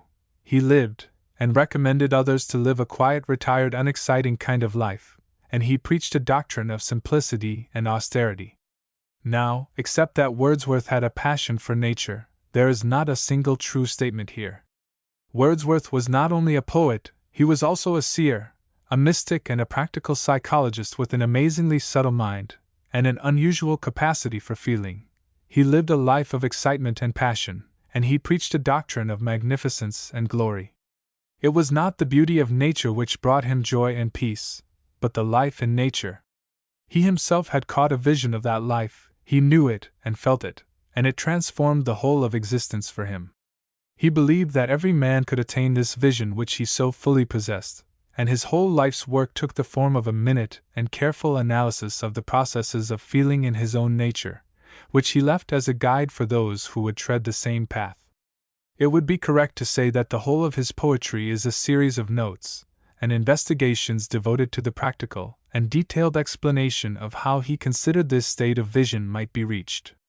He disdained no experience, however trivial, apparently, the working of the mind of a peasant child or an idiot boy, the effect produced on his own emotions by a flower, a glowworm, a bird's note, a girl's song. He passed by nothing which might help to throw light on this problem. The experience which Wordsworth was so anxious others should share was the following. He found that when his mind was freed from preoccupation with disturbing objects, petty cares, little enmities and low desires, that he could then reach a condition of equilibrium, which he describes as a wise passiveness, or a happy stillness of the mind. He believed this condition could be deliberately induced by a kind of relaxation of the will, and by a stilling of the busy intellect and striving desires. It is a purifying process, an emptying out of all that is worrying, self-assertive, and self-seeking. If we can habitually train ourselves and attune our minds to this condition, we may at any moment come across something which will arouse our emotions, and it is then, when our emotions, thus purified, are excited to the point of passion, that our vision becomes sufficiently clear to enable us to gain actual experience of the central peace subsisting forever at the heart of endless agitation. Once seen, this vision changes for us the whole of life. It reveals unity in what to our everyday sight appears to be diversity, harmony where ordinarily we hear but discord, and joy, overmastering joy, instead of sorrow. It is a kind of illumination, whereby in a lightning flash we see that the world is quite different from what it ordinarily appears to be, and when it is over, for the experience is but momentary, it is impossible to describe the vision in precise terms, but the effect of it is such as to inspire and guide the whole subsequent life of the seer. Wordsworth several times depicts this bliss ineffable, when all his thought were steeped in feeling. The well-known passage in Tintern Abbey already quoted, page 7, is one of the finest analysis of it left us by any of the seers, and it closely resembles the accounts given by Plotinus and Boehme of similar experiences. To Wordsworth this vision came through nature, and for this reason. He believed that all we see round us is alive, beating with the same life which pulsates in us. It is, he says, my faith that every flower enjoys the air it breathes, and that if we will but listen and look, we will hear and see and feel this central life. This is the pith of the message we find repeated again and again in various forms throughout Wordsworth's poetry, and perhaps best summed up at the end of the 4th book of the Excursion, a book which should be closely studied by any one who would explore the secret of the poet's outlook upon life. He tells us in the Prelude, Book 3, that even in boyhood it was by this feeling he mounted to community with highest truth. To every natural form, rock, fruits, or flower, even the loose stones that cover the highway, I gave a moral life. I saw them feel, or link them to some feeling. The great mass lay bedded in a quickening soul, and all that I beheld respired with inward meaning. Wordsworth, in short, was haunted by the belief that the secret of the universe is written clearly all round us, could we but train and purify our mind and emotions so as to behold it. He believed that we are in something the same attitude towards nature as an illiterate, untrained person might be in the presence of a book containing the philosophy of Hegel. To the educated, trained thinker, who by long and arduous discipline has developed his mental powers, that book contains the revelation of the thought of a great mind, whereas to the uneducated person it is merely a bundle of paper with words printed on it. He can handle it, touch it, see it, he can read the words, he can even understand many of them separately, but the essence of the book and its meaning remains closed to him until he can effect some alteration in himself which will enable him to understand it. Wordsworth's claim is that he had discovered by his own experience a way to effect the necessary alteration in ourselves which will enable us to catch glimpses of the truths expressing themselves all round us. It is a great claim, but he would seem to have justified it. It is interesting that the steps in the ladder of perfection, as described by Wordsworth, are precisely analogous to the threefold path or way of the religious and philosophic mystic, an ethical system or rule of life, of which, very probably, Wordsworth had never heard. The mystic vision was not attained by him, any more than by others, without deliberate renunciation. He lays great stress upon this, and yet it is a point in his teaching sometimes overlooked.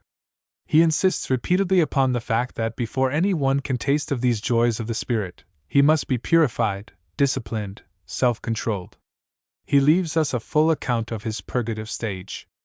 Although he started life with a naturally pure and austere temperament, yet he had deliberately to crush out certain strong passions to which he was liable, as well as all personal ambition, all love of power, all desire for fame or money, and to confine himself to the contemplation of such objects as excite no morbid passions, no disquietude, no vengeance, and no hatred. In The Recluse he records how he deliberately fought, and bent to other uses, a certain wild passionate delight he felt in danger, a struggle or victory over a foe, in short, some of the primitive instincts of a strong, healthy animal, feelings which few would regard as reprehensible. These natural instincts, this force and energy, good in themselves, Wordsworth did not crush, but deliberately turned into a higher channel. At the end of the prelude he makes his confession of the sins he did not commit.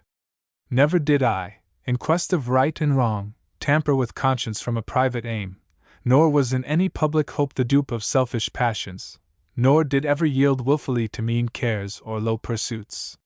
Such a confession, or rather boast, in the mouth of almost any other man would sound hypocritical or self-complacent, but with Wordsworth, we feel it is the bare truth told us for our help and guidance, as being the necessary and preliminary step. It is a high standard which is held up before us, even in this first stage, for it includes, not merely the avoidance of all obvious sins against man and society, but a tuning up, a transmuting of the whole nature to high and noble endeavor. Wordsworth found his reward, in a settled state of calm serenity. Consummate happiness, wide-spreading, steady, calm, contemplative. And, as he tells us in the 4th book of the Prelude, on one evening during that summer vacation, gently did my soul put off her veil, and self-transmuted, stood naked, as in the presence of her God. When the mind and soul have been prepared, the next step is concentration, aspiration. Then it is borne in upon the poet that in the infinite and in the eternal alone can we find rest, can we find ourselves, and towards this infinitude we must strive with unflagging ardor. Our destiny, our being's heart and home, is with infinitude, and only there. Prelude, Book 6. 604. The result of this aspiration towards the infinite is a quickening of consciousness, upon which follows the attainment of the third or unitive stage, the moment when man can breathe in worlds to which the heaven of heavens is but a veil, and perceive the forms whose kingdom is where time and place are not. Such minds need not extraordinary calls to rouse them. In a world of life they live, by sensible impressions not enthralled. The highest bliss that flesh can know is theirs, the consciousness of whom they are. Prelude, Book 14. 105, 113. Wordsworth possessed in a peculiar degree a mystic sense of infinity, of the boundless, of the opening out of the world of our normal finite experience into the transcendental, and he had a rare power of putting this into words. It was a feeling which, as he tells us in the Prelude, Book 13, he had from earliest childhood, when the disappearing line of the public highway was like an invitation into space boundless, or guide into eternity. A feeling which, applied to man, gives that inspiriting certitude of boundless growth, when the soul has an obscure sense of possible sublimity, whereto with growing faculties she doth aspire. It is at this point, and on this subject, that Wordsworth's poetical and ethical imagination are most nearly fused. This fusion is far from constant with him, and the result is that there are tracts of his writings where the sentiments are excellent, the philosophy illuminating, but the poetry is not great, it does not awaken the transcendental feeling. 22. The moments when this condition is most fully attained by Wordsworth occur when, by sheer force of poetic imagination combined with spiritual insight, in some mysterious and indescribable way, he flashes upon us a sensation of boundless infinity. Herein consists the peculiar magic of such a poem as Stepping Westward, and there is a touch of the same feeling in The Solitary Reaper. It is hardly necessary to dwell on other mystical elements in Wordsworth, such as his belief in the one law governing all things, from creeping plant to sovereign man, and the hint of belief in pre-existence in the Ode on Immortality. His attitude towards life as a whole is to be found in a few lines in the Afterthought to the Dudon Sonnets. The form remains, the function never dies, while we, the brave, the mighty and the wise, we men, who in our morn of youth defied the elements, must vanish, be it so. Enough, if something from our hands have power to live, and act, and serve the future hour, and if, as toward the silent tomb we go, through love, through hope, and faith's transcendent dower, we feel that we are greater than we know. Richard Jefferies is closely akin to Wordsworth in his overpowering consciousness of the life in nature. This consciousness is the strongest force in him, so that at times he is almost submerged by it, and he loses the sense of outward things. In this condition of trance the sense of time vanishes, there is, he asserts, no such thing, no past or future, only now, which is eternity. In The Story of My Heart, a rhapsody of mystic experience and aspiration, he describes in detail several such moments of exaltation or trance. He seems to be peculiarly sensitive to sunshine. As the moon typifies to Keats the eternal essence in all things, so to Jefferies the sun seems to be the physical expression or symbol of the central force of the world, and it is through gazing on sunlight that he most often enters into the trance state. Standing, one summer's morning, in a recess on London Bridge, he looks out on the sunshine, burning on steadfast, lighting the great heaven, gleaming on my fingernail. I was intensely conscious of it. He writes, I felt it. I felt the presence of the immense powers of the universe. I felt out into the depths of the ether. So intensely conscious of the sun, the sky, the limitless space, I felt too in the midst of eternity then, in the midst of the supernatural, among the immortal, and the greatness of the material realized the spirit. By these I saw my soul, by these I knew the supernatural to be more intensely real than the sun. I touched the supernatural, the immortal, there that moment. 23. When he reaches this state, outer things drop away, 24, and he seems to become lost, and absorbed into the being of the universe. He partakes, momentarily, of a larger, fuller life, he drinks in vitality through nature. The least blade of grass, he says, or the greatest oak, seemed like exterior nerves and veins for the conveyance of feeling to me. Sometimes a very ecstasy of exquisite enjoyment of the entire visible universe filled me. 25. This great central life force, which Jefferies, like Wordsworth, seemed at moments to touch, he, in marked contrast to other mystics, refuses to call God. For, he says, what we understand by deity is the purest form of mind, and he sees no mind in nature. It is a force without a mind, more subtle than electricity, but absolutely devoid of consciousness and with no more feeling than the force which lifts the tides. 26. Yet this cannot content him, for later he declares there must be an existence higher than deity, towards which he aspires and presses with the whole force of his being. Give me, he cries, to live the deepest soul life now and always with this highest soul. 27. This thrilling consciousness of spiritual life felt through nature, coupled with passionate aspiration to be absorbed in that larger life, are the two main features of the mysticism of Richard Jefferies. His books, and especially The Story of My Heart, contain, together with the most exquisite nature description, a rich and vivid record of sensation, feeling, and aspiration. But it is a feeling which, though vivifying, can only be expressed in general terms, and it carries with it no vision and no philosophy. It is almost entirely emotional, and it is as an emotional record that it is of value, for Jefferies' intellectual reflections are, for the most part, curiously contradictory and unconvincing. The certainty and rapture of this experience of spiritual emotion is all the more amazing when we remember that the record of it was written in agony, when he was wrecked with mortal illness and his nerves were shattered with pain. For with him, as later with Francis Thompson, physical pain and material trouble seemed to serve only to direct him towards and to enhance the glory of the spiritual vision. Chapter 4. Philosophical Mystics. The mystical sense may be called philosophical in all those writers who present their convictions in a philosophic form calculated to appeal to the intellect as well as to the emotions. These writers, as a rule, though not always, are themselves markedly intellectual, and their primary concern therefore is with truth or wisdom. Thus Donne, William Law, Burke, Coleridge, and Carlyle are all predominantly intellectual, while Traherne, Emily Brontë, and Tennyson clothe their thoughts to some extent in the language of philosophy. The dominating characteristic of Donne is intellectuality, and this may partly account for the lack in him of some essentially mystical qualities, more especially reverence, and that ascension of thought so characteristic of Plato and Browning. These shortcomings are very well illustrated in that extraordinary poem, The Progress of the Soul.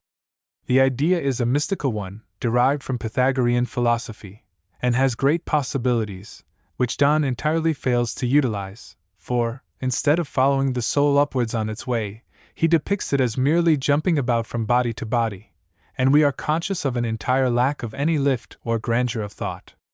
This poem helps us to understand how it was that Donne, though so richly endowed with intellectual gifts, yet failed to reach the highest rank as a poet. He was brilliant in particulars, but lacked the epic qualities of breadth, unity, and proportion, characteristics destined to be the distinctive marks of the school of which he is looked upon as the founder. Apart from this somewhat important defect, Donne's attitude of mind is essentially mystical. This is especially marked in his feeling about the body and natural law, in his treatment of love, and in his conception of woman. The mystic's postulate, if we could know ourselves, we should know all, is often on Donne's lips, as for instance in that curious poem written in memory of Elizabeth Drury, on the 2nd anniversary of her death. It is perhaps best expressed in the following verse. But we know ourselves least, mere outward shows our mindy so store, that our souls, no more than our eyes disclose but for me in color. Only he who knows himself, knows more. Ode, of our sense of sin. One of the marked characteristics of Donne's poetry is his continual comparison of mental and spiritual with physical processes. This sense of analogy prevailing throughout nature is with him very strong. The mystery of continual flux and change particularly attracts him, as it did the Buddhists, 28, and the early Greek thinkers, and Nettleship's remarks about the nature of bread and unselfishness are akin to the following comparison. Dost thou love beauty? And beauty worthiest is to move, poor cousin Consoner, that she, and that thou, which did begin to love, are either now, next day repairs, but ill, last day's decay. Nor are, although the river keep the name, yesterday's waters, and today's the same. Of the Progress of the Soul. The 2nd anniversary, 389-96. Donne believes firmly in man's potential greatness, and the power within his own soul. Seek we then ourselves in ourselves, for as men force the sun with much more force to pass by gathering his beams with a crystal glass, so we, if we into ourselves will turn, blowing our sparks of virtue, may outburn the straw, which doth about our hearts sojourn. Letter to Mr. Rowland Woodward. And although, in the progress of the soul, he failed to give expression to it, yet his belief in progress is unquenchable. He fully shares the mystic's view that man, to get towards him that's infinite, must first be great. Letter to the Countess of Salisbury. In his treatment of love, Donne's mystical attitude is most clearly seen. He holds the Platonic conception that love concerns the soul only, and is independent of the body, or bodily presence, and he is the poet who, at his best, expresses this idea in the most dignified and refined way. The reader feels not only that Donne believes it, but that he has in some measure experienced it, whereas with his imitators it degenerated into little more than a fashionable conceit. The undertaking expresses the discovery he has made of this higher and deeper kind of love, and in the ecstasy he describes the union of the souls of two lovers in language which proves his familiarity with the description of ecstasy given by Plotinus, ENN. 6, 9, section 11.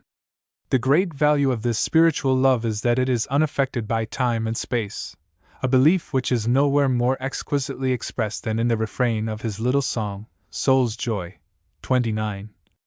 Oh, give no way to grief, but let belief of mutual love, this wonder to the vulgar prove our bodies, not we move.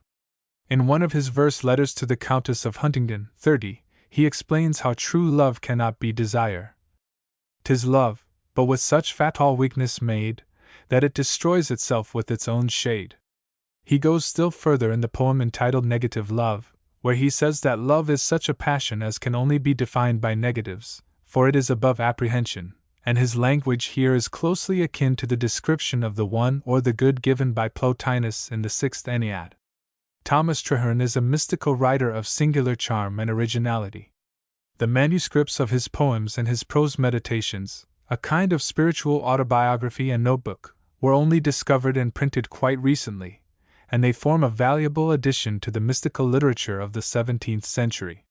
He has affinities with Vaughan, Herbert, and Sir Thomas Browne, with Blake and with Wordsworth. He is deeply sensitive to the beauty of the natural world, and he insists on the necessity for rejoicing in this beauty if we are really to live.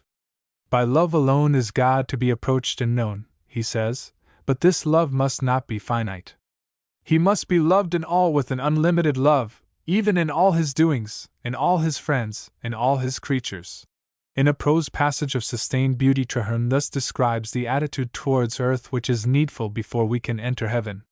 You never enjoy the world aright, till the sea itself floweth in your veins, till you are clothed with the heavens, and crowned with the stars. Till you can sing and rejoice and delight in God, as misers do in gold, and kings in scepters, you never enjoy the world. Till your spirit filleth the whole world, and the stars are your jewels. Till you love men so as to desire their happiness, with a thirst equal to the zeal of your own, till you delight in God for being good to all, you never enjoy the world. The world is a mirror of infinite beauty, yet no man sees it. It is a temple of majesty, yet no man regards it. It is a region of light and peace, did not men disquiet it. It is the paradise of God. It is the place of angels and the gate of heaven. 31. He is forever reiterating, in company with all the mystics, that 'tis not the object, but the light that mocketh heaven, 'tis a purer sight. He shares Wordsworth's rapture in the life of nature, and Browning's interest in his fellowmen. He has Shelley's belief in the inner meaning of love, and much of Keats's worship of beauty, and he expresses this in an original and lyrical prose of quite peculiar and haunting beauty. He has embodied his main ideas, with a good deal of repetition both in prose and verse, but it is invariably the prose version, probably written first, which is the most arresting and vigorous. His meditations well repay careful study. They are full of wisdom and of an imaginative philosophy, expressed in pithy and telling form, which continually reminds the reader of Blake's Proverbs of hell. To have no principles or to live beside them is equally miserable. Philosophers are not those that speak but do great things. All men see the same objects, but do not equally understand them. Souls to souls are like apples, one being rotten rots another. This kind of saying abounds on every page. Some of his more sustained philosophic passages are also noteworthy. Such, for instance, is his comparison of the powers of the soul to the rays of the sun, which carry light in them unexpressed until they meet an object. Meditations, 2nd century, number 78. But Traherne's most interesting contribution to the psychology of mysticism is his account of his childhood and the vision splendid that he brought with him. Even more to him than to Vaughan or Wordsworth. The earth, and every common sight, did seem apparelled in celestial light. And his description of his feelings and spiritual insight are both astonishing and convincing. A number of his poems are devoted to this topic: the Salutation, Wonder, Eden, Innocence, the Rapture, the Approach, and others, but it is the prose account which must be given. All appeared now, and strange at first, inexpressibly rare and delightful and beautiful. I was a little stranger, which at my entrance into the world was saluted and surrounded with innumerable joys. The corn was orient and immortal wheat, which never should be reaped, nor was ever sown. I thought it had stood from everlasting to everlasting. The dust and stones of the street were as precious as gold. The gates were at first the end of the world. The green trees, when I saw them first, transported and ravished me. Their sweetness and unusual beauty made my heart to leap, and almost mad with ecstasy. They were such strange and wonderful things. The men! Oh, what venerable and reverend creatures did the aged seem! Immortal cherubims! And young men glittering and sparkling angels, and made strange seraphic pieces of life and beauty. Boys and girls tumbling in the street, and playing, were moving jewels. I knew not that they were born or should die, but all things abided eternally as they were in their proper places. The city seemed to stand in Eden, or to be built in heaven. 32. It is necessary to quote at some length, because it is the way in which Traherne expresses his experiences or reflections which is the moving and original thing about him. This last passage seems to anticipate something of the magic of Keats in the Ode to a Nightingale, or the Grecian urn, the sense of continuity, and of eternity expressed in time. Traherne's account of the gradual dimming of this early radiance, and his enforced change of values is equally unusual. Only with great difficulty did his elders persuade him that the tinselled wear upon a hobby horse was a fine thing, and that a purse of gold was of any value. But by degrees, when he found that all men prized things he did not dream of, and never mentioned those he cared for, then his thoughts were blotted out, and at last all the celestial great and stable treasures, to which I was born, as wholly forgotten, if as they had never been. But he remembered enough of those early glories to realize that if he would regain happiness, he must become, as it were, a little child again, get free of the burden and cumber of devised wants, and recapture the value and the glory of the common things of life. He was so resolutely bent on this that when he had left college and come into the country and was free, he lived upon £10 a year, fed on bread and water, and, like George Fox, wore a leather suit. Thus released from all worldly cares, he says, through God's blessing, I live a free and kingly life as if the world were turned again into Eden, or much more, as it is at this day. In Emily Brontë we have an unusual type of mystic. Indeed, she is one of the most strange and baffling figures in our literature. We know in truth very little about her, but that little is quite unlike what we know about anyone else. It is now beginning to be realized that she was a greater and more original genius than her famous sister, and that strong as was Charlotte's passion and imagination, the passion and imagination of Emily were still stronger. She had, so far as we can tell, peculiarly little actual experience of life. Her material interests were bounded by her family, the old servant Tabby, the dogs, and the moors.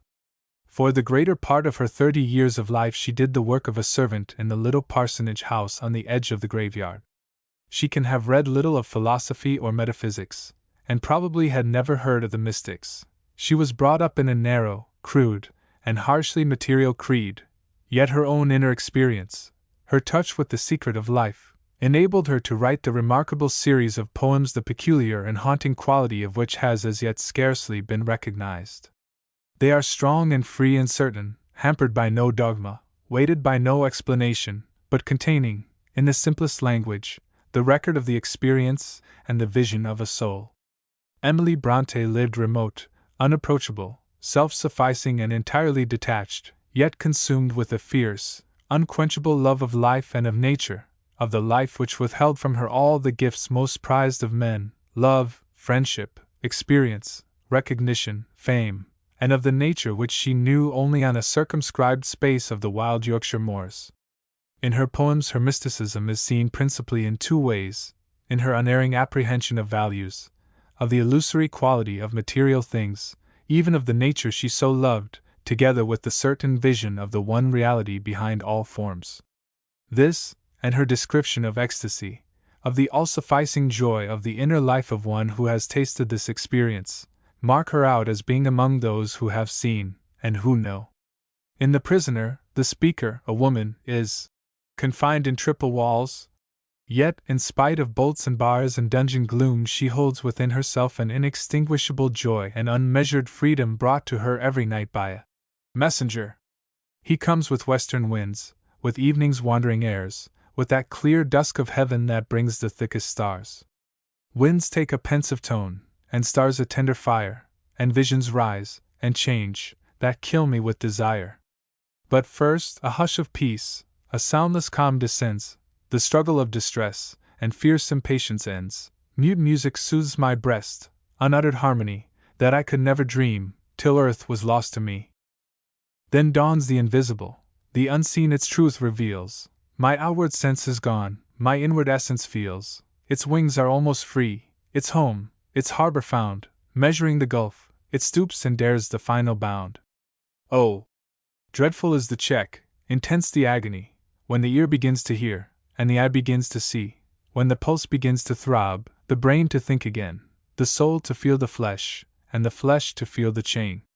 This is the description, always unmistakable, of the supreme mystic experience, the joy of the outward flight, the pain of the return, and it could only have been written by one who in some measure had knowledge of it. This, together with the exquisite little poem The Visionary, which describes a similar experience, and The Philosopher, stand apart as expressions of spiritual vision, and are among the most perfect mystic poems in English. Her realization of the meaning of common things, her knowledge that they hold the secret of the universe, and her crystallization of this in verse, place her with Blake and Wordsworth. What have those lonely mountains worth revealing? More glory and more grief than I can tell. The earth that wakes one human heart to feeling can center both the worlds of heaven and hell. And finally, the sense of continuous life, one central, all-sustaining life, of the oneness of God and man, has never been more nobly expressed than in what is her best-known poem, the last lines she ever wrote. O God within my breast, almighty, ever-present deity! Life, that in me has rest, as I, undying life, have power in thee. With wide-embracing love thy spirit animates eternal years, pervades and broods above, changes, sustains, dissolves, creates, and rears. Though earth and man were gone, and suns and universes ceased to be, and thou wert left alone, every existence would exist in thee. Tennyson differs widely from the other poets whom we are considering in this connection. He was not born with the mystical temperament, but, on the contrary, he had a long and bitter struggle with his own doubts and questionings before he wrested from them peace. There is nothing of mystic calm or strength in the lines. Oh, yet we trust that somehow good will be the final goal of ill. He has no mystic rapture in nature like Wordsworth. I found him not in world or sun or eagle's wing, or insect's eye. No mystic interpretation of life as had Browning, no yearning for union with the spirit of love and beauty as had Shelley. Tennyson's mysticism came, as it were, rather in spite of himself, and is based on one thing only, experience. He states his position quite clearly in In Memoriam, Sixiv.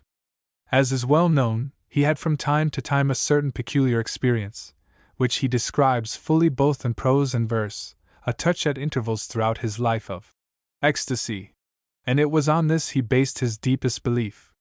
He has left several prose accounts of this mental state, which often came to him through repeating his own name silently. Till all at once, as it were, out of the intensity of the consciousness of individuality, the individuality itself seemed to resolve and fade away into boundless being, and this not a confused state, but the clearest of the clearest, the surest of the surest, utterly beyond words, where death was an almost laughable impossibility, the loss of personality, if so it were, seeming no extinction, but the only true life. 33. It is a somewhat similar experience which is described in Memoriam, 95. And all at once it seemed at last the living soul was flashed on mine, and mine in this was wound, and whirled about empyreal heights of thought, and came on that which is, and caught the deep pulsations of the world. And again in the conclusion of the Holy Grail. Let visions of the night or of the day come, as they will, and many a time they come, until this earth he walks on seems not earth, this light that strikes his eyeball is not light, this air that strikes his forehead is not air but vision, yea, his very hand and foot, in moments when he feels he cannot die, and knows himself no vision to himself, nor the high God a vision, nor that one who rose again. These 3 lines, said Tennyson, speaking of the last 3 quoted, are the spiritually central lines in the Idylls.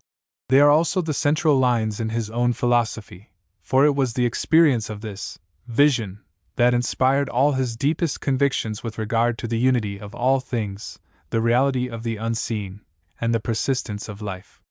The belief in the impotence of intellectual knowledge is very closely connected, it is indeed based, upon these gleams of ecstasy. The prologue to In Memoriam, written when the poem was completed, seems to sum up his faith after many years of struggle and doubt, but it is in the most philosophical as well as one of the latest of his poems, The Ancient Sage, that we find this attitude most fully expressed. Tennyson wrote of it, "The whole poem is very personal. The passages about faith and the passion of the past were more especially my own personal feelings. Through the mouth of the sage, the poet declares in impassioned words the position of the mystic, and points out the impotence of sense knowledge in dealing with that which is beyond either the senses or the reason. For knowledge is the swallow on the lake that sees and stirs the surface shadow there but never yet hath dipped into the abysm." Tennyson, like Wordsworth, emphasizes the truth that the only way in which man can gain real knowledge and hear the nameless is by diving or sinking into the center of his own being.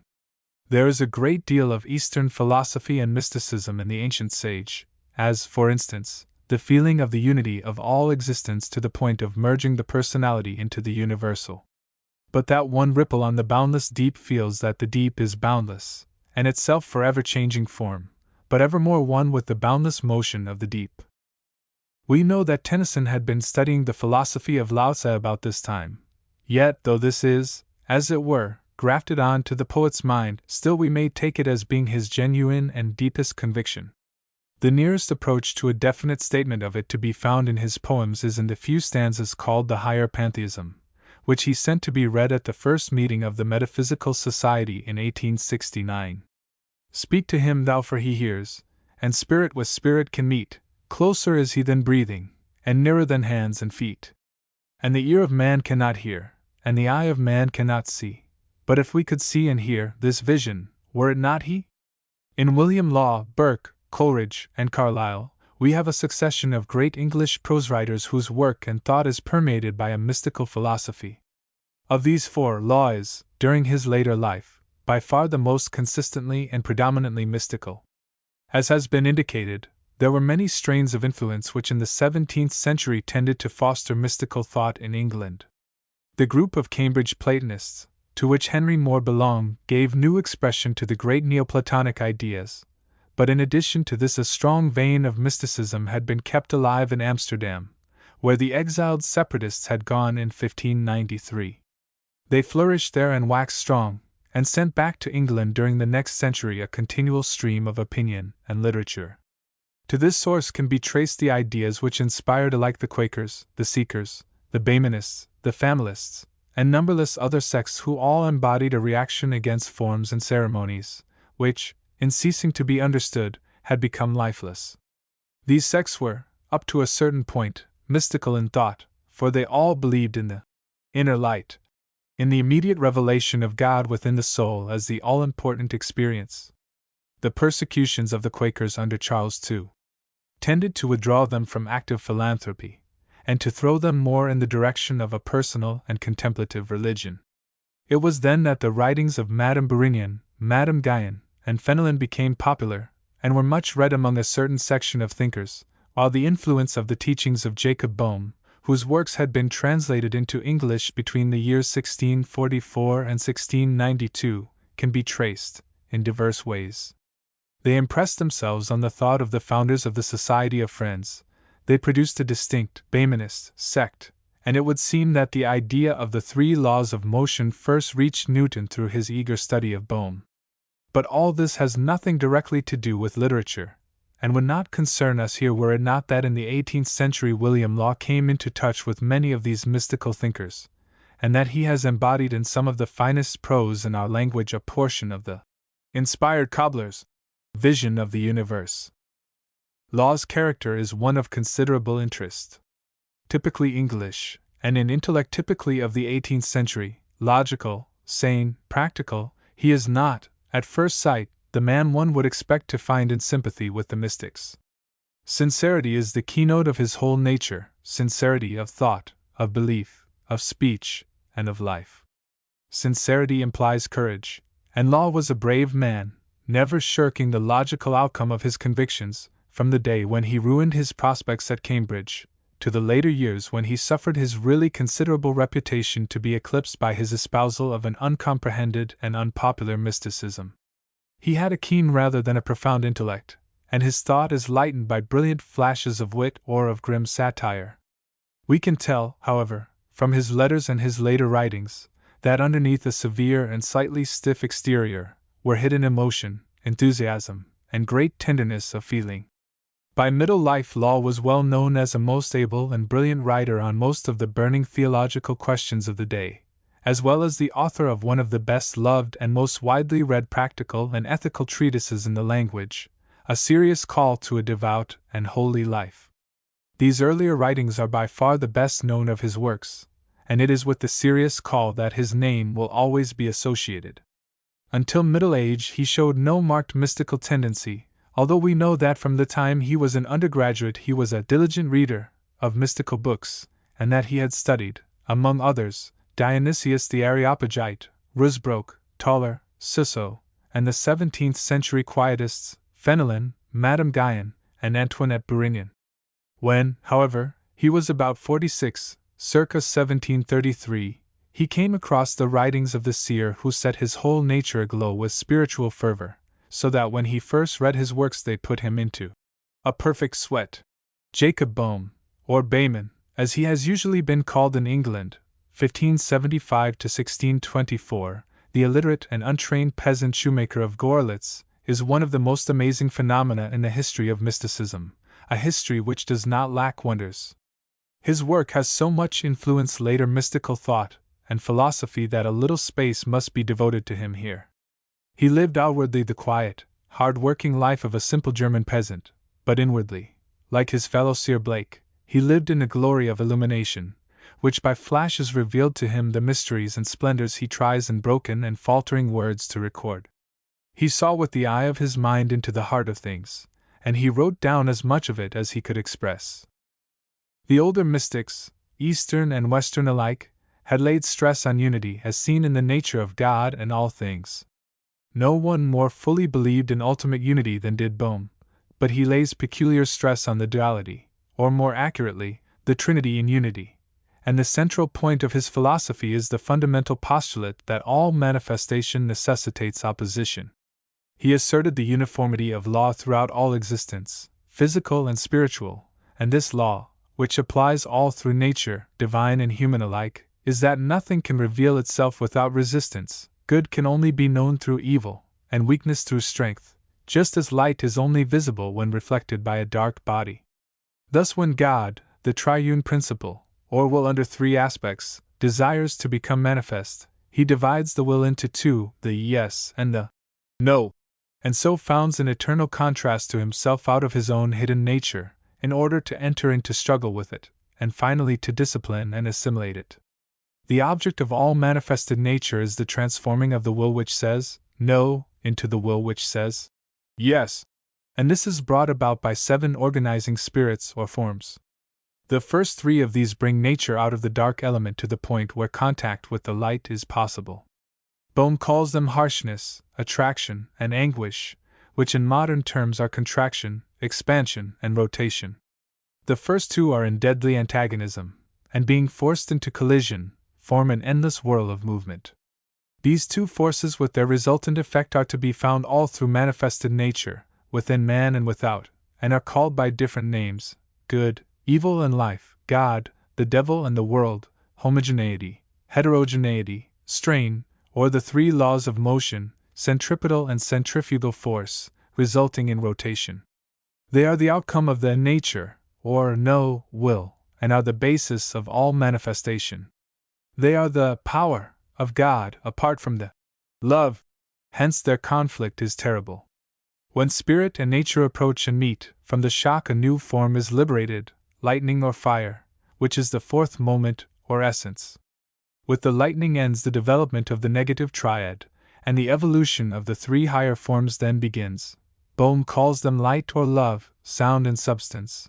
They are of the spirit, and in them contraction, expansion, and rotation are repeated in a new sense. The first three forms give the stuff or strength of being, the last three manifest the quality of being good or bad, and evolution can proceed in either direction. The practical and ethical result of this living unity of nature is the side which most attracted law, and it is one which is as simple to state as it is difficult to apply. Bohm's philosophy is one which can only be apprehended by living it. Will, or desire, is the radical force in man as it is in nature and in the Godhead, and until that is turned towards the light, any purely historical or intellectual knowledge of these things is as useless as if hydrogen were to expect to become water by study of the qualities of oxygen, whereas what is needed is the actual union of the elements. The two most important of Law's mystical treatises are An Appeal to All That Doubt, 1740, and The Way to Divine Knowledge, 1752. The first of these should be read by any one desirous of knowing Law's later thought, for it is a clear and fine exposition of his attitude with regard more especially to the nature of man, the unity of all nature, and the quality of fire or desire. The later book is really an account of the main principles of Bohm, with a warning as to the right way to apply them, and it was written as an introduction to the new edition of Bohm's works which Law contemplated publishing. The following is the aspect of Bohm's teaching which Law most consistently emphasizes. Man was made out of the breath of God. His soul is a spark of the deity. It therefore cannot die, for it has the unbeginning, unending life of God in it. Man has fallen from his high estate through ignorance and inexperience, through seeking separation, taking the part for the whole, desiring the knowledge of good and evil as separate things. The assertion of self is thus the root of all evil, for as soon as the will of man turns to itself, and would, as it were, have a sound of its own, it breaks off from the divine harmony, and falls into the misery of its own discord. For it is the state of our will that makes the state of our life. Hence, by the fall, man's standpoint has been dislocated from center to circumference, and he lives in a false imagination. Every quality is equally good, for there is nothing evil in God from whom all comes, but evil appears to be through separation. Thus strength and desire in the divine nature are necessary and magnificent qualities, but when, as in the creature, they are separated from love, they appear as evil. 34. The analogy of the fruit is, in this connection, a favorite one with both Law and Bohm. When a fruit is unripe, i.e. incomplete, it is sour, bitter, astringent, unwholesome, but when it has been longer exposed to the sun and air it becomes sweet, luscious, and good to eat. Yet it is the same fruit, and the astringent qualities are not lost or destroyed, but transmuted and enriched, and are thus the main cause of its goodness. 35. The only way to pass from this condition of bitterness to ripeness, from this false imagination to the true one, is the way of death. We must die to what we are before we can be born anew. We must die to the things of this world to which we cling, and for which we desire and hope, and we must turn towards God. This should be the daily, hourly exercise of the mind, until the whole turn and bent of our spirit points as constantly to God as the needle touched with the lodestone does to the north. 36. To be alive in God, before you are dead to your own nature, is a thing as impossible in itself, as for a grain of wheat to be alive before it dies. The root of all, then, is the will or desire. This realization of the momentous quality of the will is the secret of every religious mystic. The hunger of the soul, as Law calls it, is the first necessity, and all else will follow. 37. It is the seed of everything that can grow in us. It is the only workman in nature, and everything is its work. It is the true magic power. And this will or desire is always active. Every man's life is a continual state of prayer, and if we are not praying for the things of God, we are praying for something else. 38. For prayer is but the desire of the soul. Our imaginations and desires are, therefore, the greatest realities we have, and we should look closely to what they are. 39. It is essential to the understanding of law, as of Bohm, to remember his belief in the reality and actuality of the oneness of nature and of law. 40. Nature is God's great book of revelation, for it is nothing else but God's own outward manifestation of what he inwardly is, and can do. The mysteries of religion, therefore, are no higher, nor deeper than the mysteries of nature. 41. God himself is subject to this law.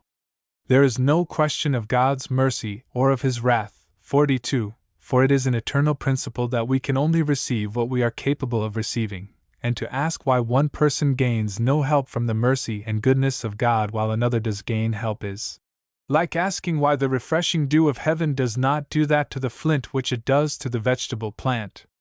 43. Self-denial, or mortification of the flesh, is not a thing imposed upon us by the mere will of God. Considered in themselves, they have nothing of goodness or holiness, but they have their ground and reason in the nature of the thing, and are as absolutely necessary to make way for the new birth, as the death of the husk and gross part of the grain is necessary to make way for its vegetable life. 44. These views are clear enough, but the more mystical ones, such as those which Law and Bohm held, for instance, about fire, can only be understood in the light of this living unity throughout nature, humanity, and divinity. Everything in temporal nature, says Law, is descended out of that which is eternal, and stands as a palpable, visible outbirth of it. Fire and light and air in this world are not only a true resemblance of the Holy Trinity in unity, but are the Trinity itself in its most outward, lowest kind of existence or manifestation.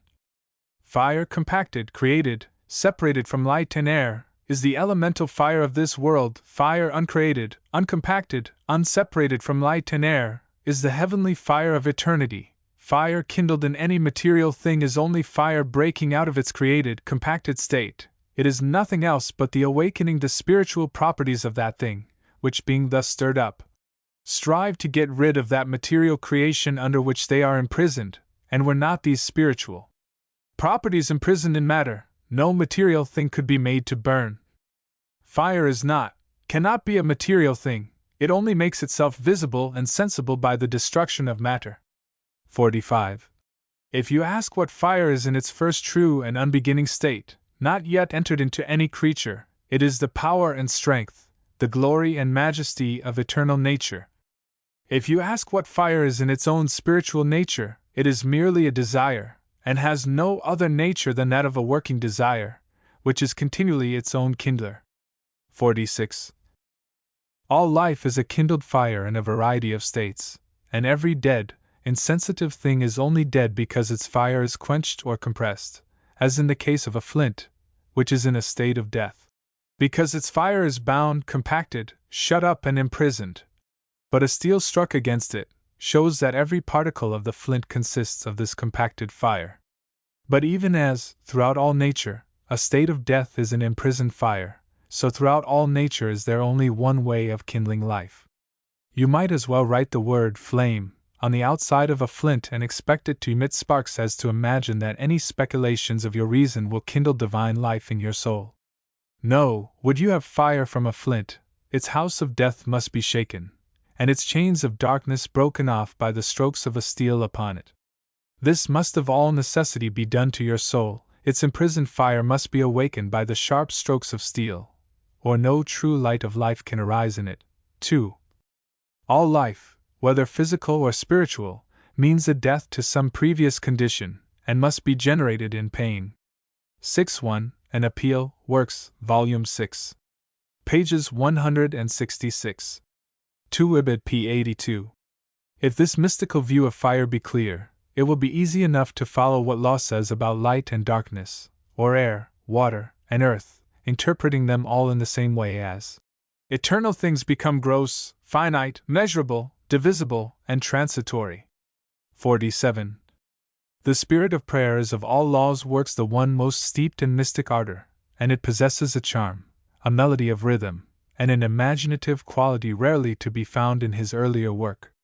It should be read by those who would see law under a little-known aspect, and who do not realize that we have an English mystic who expresses, with a strength and beauty which Plotinus himself has rarely surpassed, the longing of the soul for union with the divine. Burke, Coleridge, and Carlyle are three very different writers who are alike in the mystical foundations of their belief, and who, through their writings, for over 100 years in England carry on the mystical attitude and diffuse much mystical thought. Burke, the greatest and most philosophic of English statesmen, was so largely because of his mystic spirit and imagination. Much of the greatness of his political pamphlets and speeches and of their enduring value is owing to the fact that his arguments are based on a sense of oneness and continuity, of oneness in the social organism and of continuity in the spirit which animates it. He believes in a life in the universe, in a divine order, mysterious and inscrutable in origins and in ends, of which man and society are a part. This society is linked together in mutual service from the lowest to the highest. Society is indeed a contract, he says in a memorable passage. It is a partnership in all science, a partnership in all art, a partnership in every virtue, and in all perfection. As the ends of such a partnership cannot be obtained in many generations, it becomes a partnership not only between those who are living, but between those who are living, those who are dead, and those who are to be born. Each contract of each particular state is but a clause in the great primeval contract of eternal society, linking the lower with the higher natures, connecting the visible and invisible world, according to a fixed compact sanctioned by the inviolable oath which holds all physical and all moral natures, each in their appointed place. These are strange words for an English statesman to address to the English public in the year 1790. The thought they embody seems more in keeping with its surroundings when we hear it thundered out anew 40 years later by the raw Scotch preacher-philosopher in the chapter he calls Organic Filaments, in his odd but strangely stirring mystical rhapsody, Sartori Sardis. It is on this belief of oneness, this interrelationship and interdependence, that all Burke's deepest practical wisdom is based.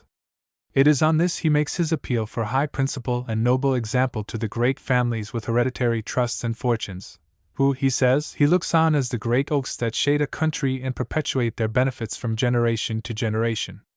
This imaginative belief in the reality of a central spiritual life is always accompanied, whether definitely expressed or not, with a belief in the value of particulars, of the individual, as opposed to general statements and abstract philosophy. The mystic, who believes in an inward molding spirit, necessarily believes that all reforms must come from within, and that, as Burke points out in the present discontents, good government depends not upon laws but upon individuals. Blake, in a characteristic phrase, says, "He who would do good to another must do it in minute particulars. General good is the plea of the hypocrite, flatterer, and scoundrel." This sums up the essence of the social philosophy of these three thinkers, as seen by Burke's insistence on the value of concrete details and Coleridge's use of them in his lay sermon, and in Carlyle's belief in the importance of the single individual life in history. It is easy to see that Coleridge's attitude of mind and the main lines of his philosophy were mystical. From early years, as we know from Lamb, he was steeped in the writings of the Neoplatonists, and these, together with Boehme, in whom he was much interested, and Schelling, strengthened a type of belief already natural to him. In spite of his devotion to the doctrines of Hartley, it is clear from his poetry and letters that Coleridge very early had doubts concerning the adequacy of the intellect as an instrument for arriving at truth, and that at the same time the conviction was slowly gaining ground with him that an act of the will is necessary in order to bring man into contact with reality. Coleridge believed in a spirit of the universe with which man could come into contact, both directly by desire, and also mediately through the forms and images of nature, and in the Religious Musings, 1794, we get very early a statement of this mystical belief. There is one mind, one omnipresent mind omnific. His most holy name is love. From him we roam unconscious, or with hearts unfeeling of our universal Sire. And the greatest thing we can achieve, our noontide majesty, is to know ourselves parts and proportions of one wondrous whole. The way to attain this knowledge is not by a process of reasoning, but by a definite act of will, when the drowsed soul begins to feel dim recollections of its nobler nature, and so gradually becomes attracted and absorbed to perfect love, and centered their God only to behold, and know, and feel, till by exclusive consciousness of God all self-annihilated it shall make God its identity, God all in all. This sense of oneness, with the desire to reach out to it, was very strong with Coleridge in these earlier years, and he writes to Thelwall in 1797. The universe itself, what but an immense heap of little things? My mind feels as if it ached to behold and know something great, something one and indivisible. He is ever conscious of the symbolic quality of all things by which we are visibly surrounded. All that meets the bodily sense I deem symbolical, one mighty alphabet for infant minds. 48.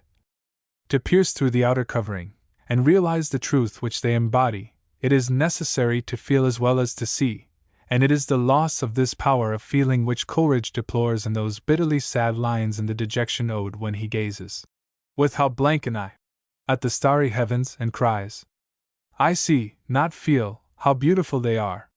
It is in this ode that we find the most complete description in English verse of that particular state of depression and stagnation which often follows on great exaltation, and to which the religious mystics have given the name of the dark night of the soul. This is an experience, not common to all mystics, but very marked in some who, like St. John of the Cross and Madame Guyon, are intensely devotional and ecstatic. It seems to be a well-defined condition of listlessness, apathy, and dryness, as they call it, not a state of active pain, but of terrible inertia, weariness, and incapacity for feeling. A wan and heartless mood, says Coleridge. A grief without a pang, void, dark, and drear, a stifled, drowsy, unimpassioned grief, which finds no natural outlet, no relief, in word, or sigh, or tear. Coleridge's distrust of the intellect as sole guide, and his belief in some kind of intuitional act being necessary to the apprehension of reality, which he felt as early as 1794, was strengthened by his study of the German transcendental philosophers, and in March 1801 he writes, My opinion is that deep thinking is attainable only by a man of deep feeling, and that all truth is a species of revelation. Coleridge, following Kant, gave the somewhat misleading name of reason, as opposed to understanding, to the intuitive power by which man apprehends God directly, and in his view, imagination is the faculty, which in the light of this intuitive reason interprets and unifies the symbols of the natural world. Hence its value, for it alone gives man the key of that eternal language, which thy God utters, who from eternity doth teach himself in all, and all things in himself. 49. Carlyle's mysticism is the essence of his being. It flames through his amazing medley of writings, it guides his studies and his choice of subjects, it unifies and explains his visions, his thought, and his doctrines. His is a mystical attitude and belief of a perfectly simple and broad kind, including no abstruse subtleties of metaphysical speculation, as with Coleridge, but based on one or two deeply rooted convictions. This position seems to have been reached by him partly through intellectual conflict which found relief and satisfaction in the view of life taken by Goethe, Fichte, and other German, transcendental, thinkers, but partly also through a definite psychical experience which befell him in Edinburgh when he was 26, and which from that day changed for him the whole of his outlook on life. He speaks of it himself as a spiritual new birth, or Baphometic fire baptism. It came to him after a period of great wretchedness, of torture with doubt and despair, and, what is significant, during 3 weeks of total sleeplessness.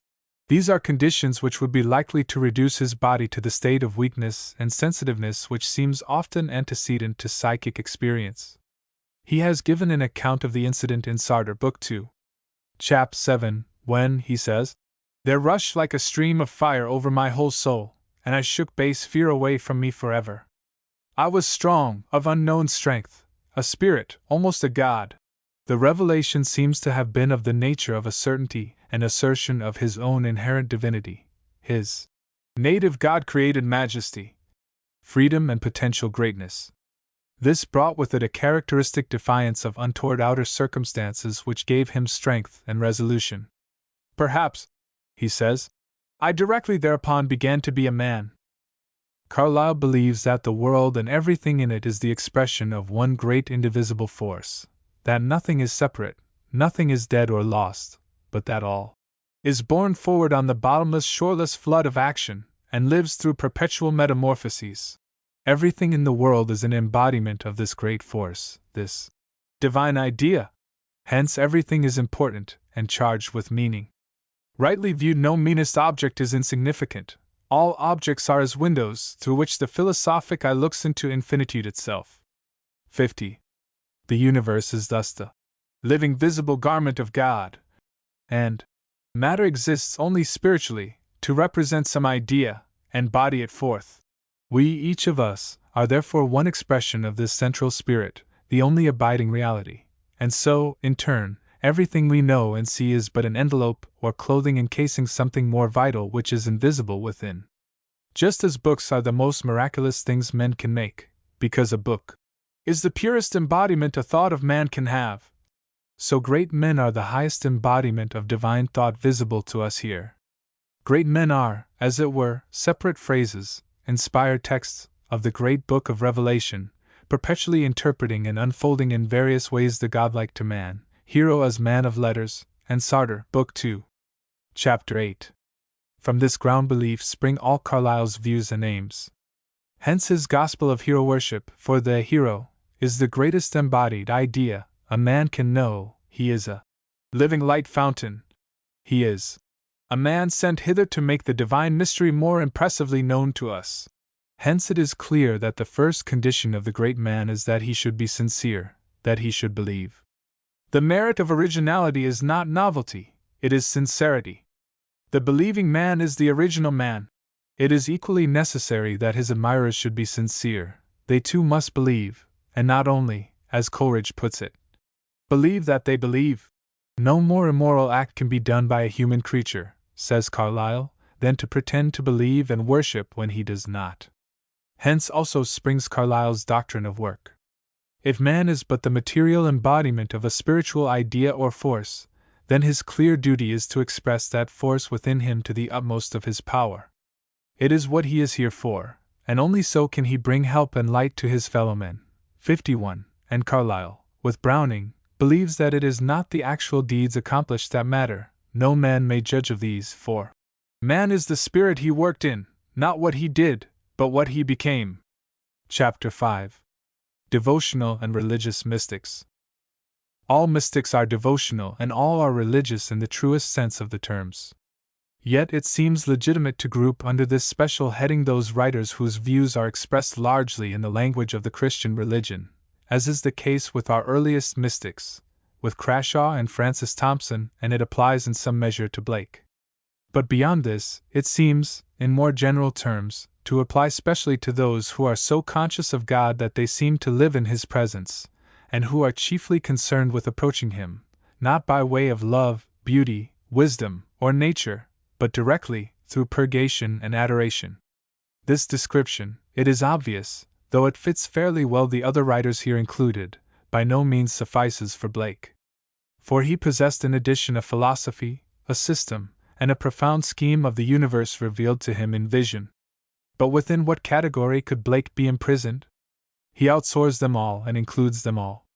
We can only say that the dominant impression he leaves with us that is of his vivid, intimate consciousness of the divine presence, and his attitude of devotion.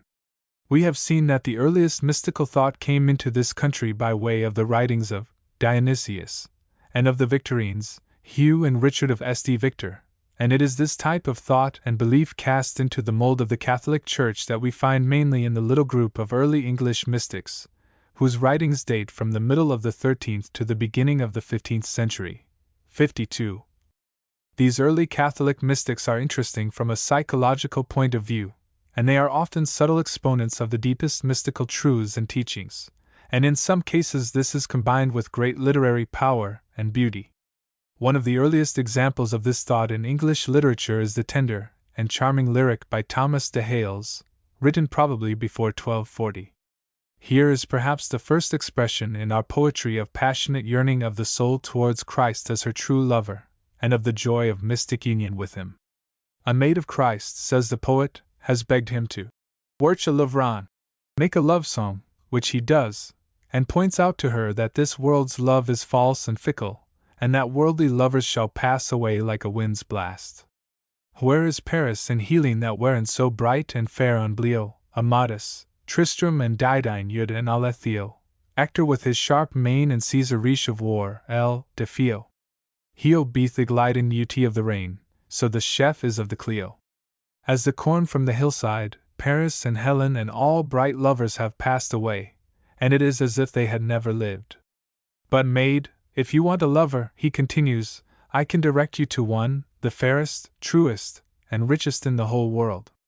Henry, King of England, is his vassal, and to thee, maid, this lover sends a message and desires to know thee.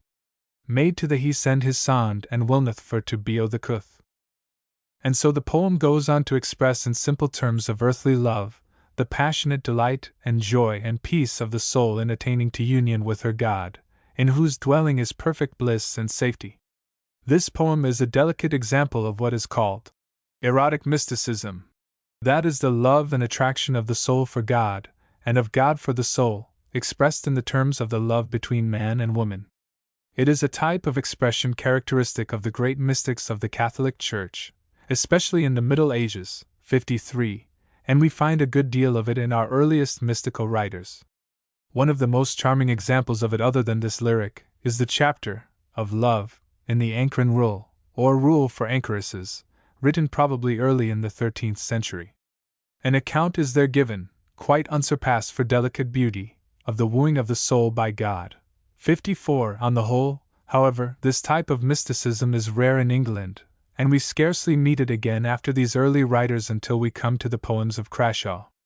The finest expression of it is the Song of Solomon, and it is easy to see that such a form of symbolism is specially liable to degradation, and is open to grave dangers, which it has not always escaped. Yet, in no other terms known to man is it possible so fully to express the sense of insatiable craving and desire as well as the rapture of intimate communion felt by the mystic towards his God, as in the language of that great passion which, in its purest form, is the best thing known to man and his highest glory. I saw him, and sought him, I had him and I wanted him. Could any words more completely express the infinity of love's desire, ever unsatisfied even in possession, than does this love cry from the heart of Julian the Anchoress of Norwich?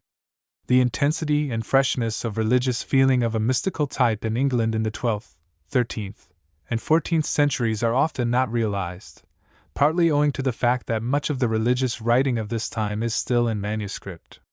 The country was full of devotees who had taken religious vows, which they fulfilled either in the many monasteries and convents, or often in single cells, as hermit, or anchoress. Here they lived a life devoted to contemplation and prayer, and to the spiritual assistance of those who sought them out. The hermits, of whom there were a large number, were apparently free to move from one neighborhood to another, but the woman recluse, or anchoress, seldom or never left the walls of her cell, a little house of 2 or 3 rooms built generally against the church wall, so that one of her windows could open into the church, and another, veiled by a curtain, looked on to the outer world, where she held converse with and gave counsel to those who came to see her. Sometimes a little group of recluses lived together, like those 3 sisters of Dorsetshire for whom the Ancren Roll was written, a treatise which gives us so many homely details of this type of life. Richard Rawle, circa 1300 to 1349, of Hampole, near Doncaster, and the Lady Julian, a Benedictine nun of Norwich, 1342 circa 1413, are the 2 most interesting examples of the medieval recluse in England. Both seem to have had a singular charm of character and a purity of mystical devotion which has impressed itself on their writings. Richard Rawle, who entered upon a hermit's life at 19 on leaving Oxford, had great influence both through his life and work on the whole group of 14th-century religious writers, and so on the thought of medieval England.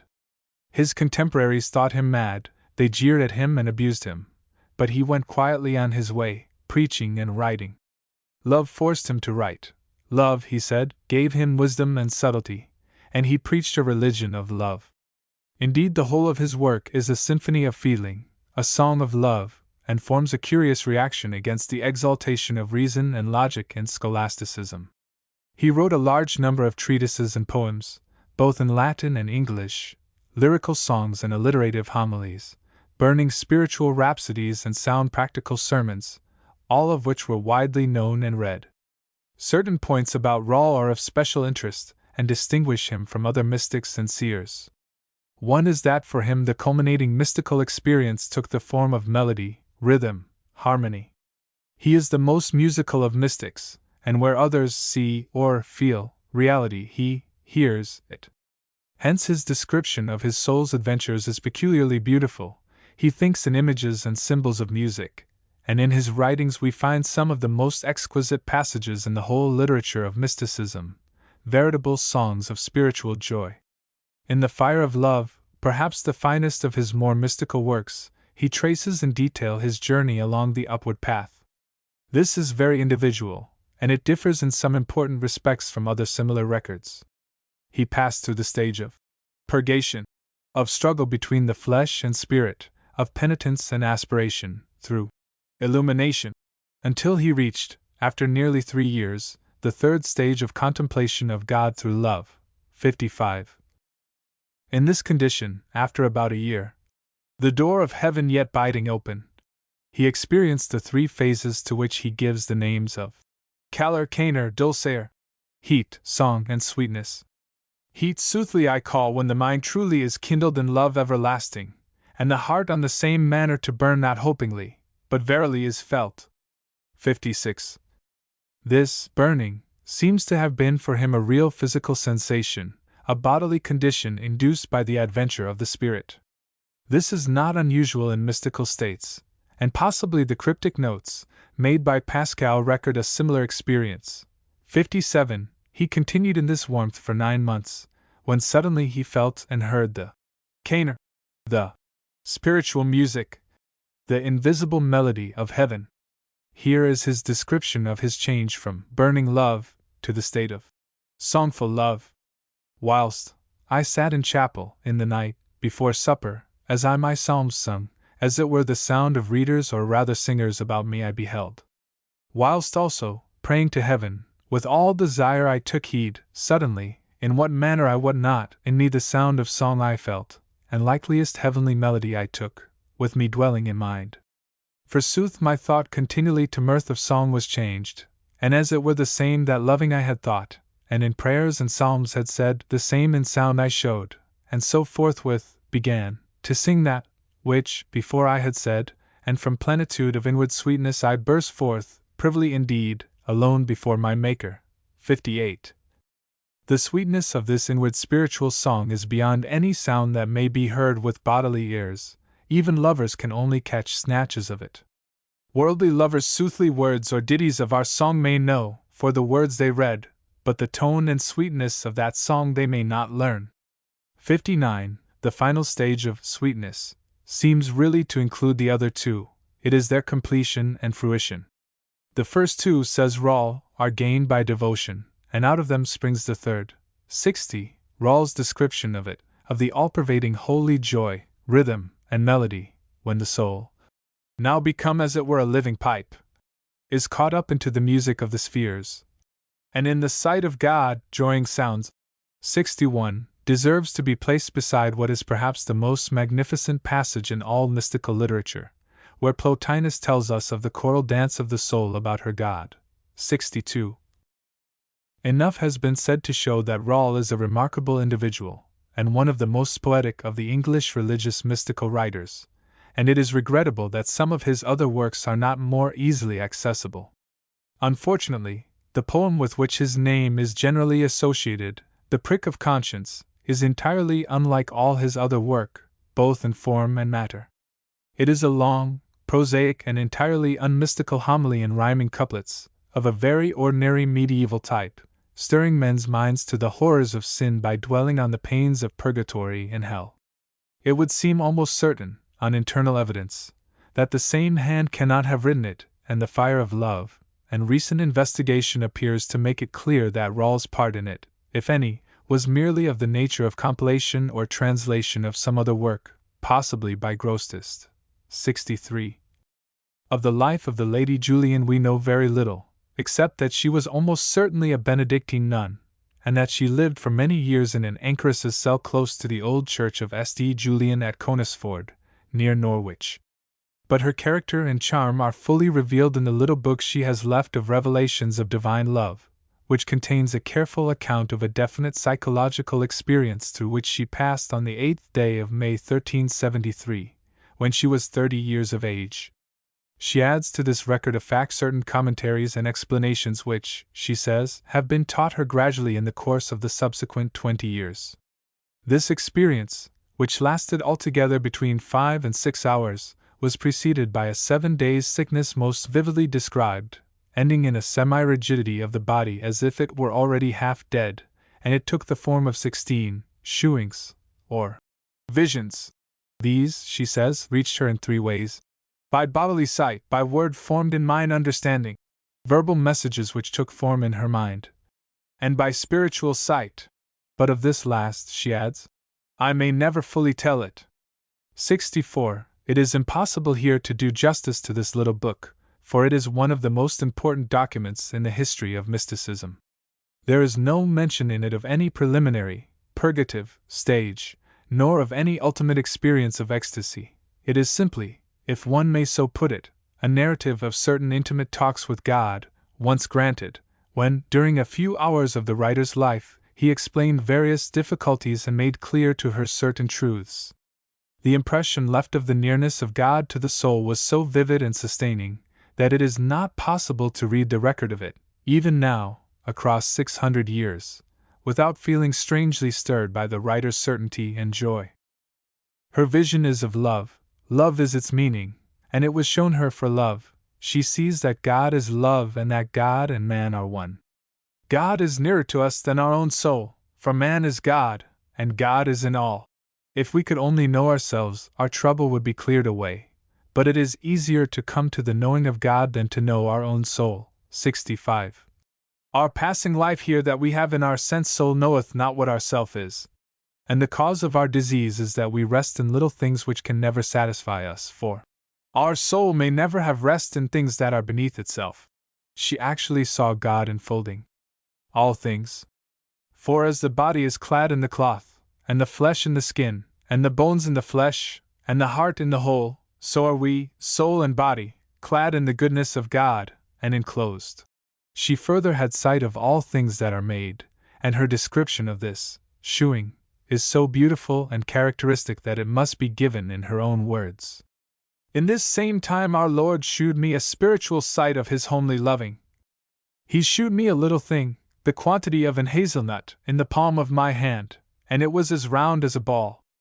I looked thereupon with the eye of my understanding, and thought, what may this be? And it was answered generally thus, it is all that is made. I marveled how it might last, for methought it might suddenly have fallen to naught for littleness. And I was answered in my understanding, it lasteth, and ever shall last, for that God loveth it. And so all thing hath the being by the love of God. Later, she adds, well, I wot that heaven and earth, and all that is made is great and large, fair and good, but the cause why it shewed so little to my sight was for that I saw it in the presence of him that is the maker of all things, for to a soul that seeth the maker of all that is made seemeth full little. In this little thing, she continues, I saw 3 properties. The first is that God made it, the second is that God loveth it, the third, that God keepeth it. But what is to me verily the maker, the keeper, and the lover, I cannot tell, for till I am substantially one to him, I may never have full rest nor very bliss, that is to say, till I be so fastened to him, that there is right not that is made betwixt my God and me. Revelations, pages 10-18. Julian's vision with regard to sin is of special interest. The problem of evil has never been stated in terser, or more dramatic form. After this I saw God in a point, that is to say, in mine understanding which sight I saw that he is in all things. I beheld and considered, seeing and knowing in sight, with a soft dread, and thought, what is sin? Ibid, page 26. Here is the age-old difficulty. God, so the mystic sees, is in the midpoint of all thing. And yet, as Julian says it is, "Certain he doeth no sin." The solution given to her is that sin is no deed. It hath no part of being, and it can only be known by the pain it is cause of. Sin is a negation, a failure, an emptiness of love, but pain is something, it is a purification. Sin brings with it pain. To me was shewed no harder hell than sin, but we must go through the pain in order to learn. Without it we could never have the bliss. As a wave draws back from the shore, in order to return again with fuller force, so sin, the lack of love, is permitted for a time, in order that an opening be made for an inrush of the divine love, fuller and more complete than would otherwise be possible. It is in some such way as this, dimly shadowed, that it was shown to Julian that sin and pain are necessary parts of the scheme of God. Hence God does not blame us for sin, for it brings its own blame or punishment with it, nay more. Sin shall be no shame to man, but worship. A bold saying, which none but a mystic would dare utter. When God seeth our sin, she says, and our despair and pain, His love excuseth us, and of His great courtesy He doeth away all our blame, and beholdeth us with ruth and pity as children innocent and unloathful. It would be pleasant to say more of Julian, but perhaps her own words have sufficed to show that here we are dealing with one of the great mystics of the world. Childlike and yet rashly bold, deeply spiritual, yet intensely human. A simple creature, unlettered, yet presenting solutions of problems which have racked humanity, she inherits the true paradoxical nature of the mystic, to which is added a beauty and delicacy of thought and expression all her own. There were many other mystical works written about this time in England. Of these the best known and the finest is The Scale, or Ladder, of Perfection, by Walter Hilton, the Augustinian, and head of a house of canons at Thurgerton, near Newark, who died in 1396. This is a practical and scientific treatise of great beauty on the spiritual life.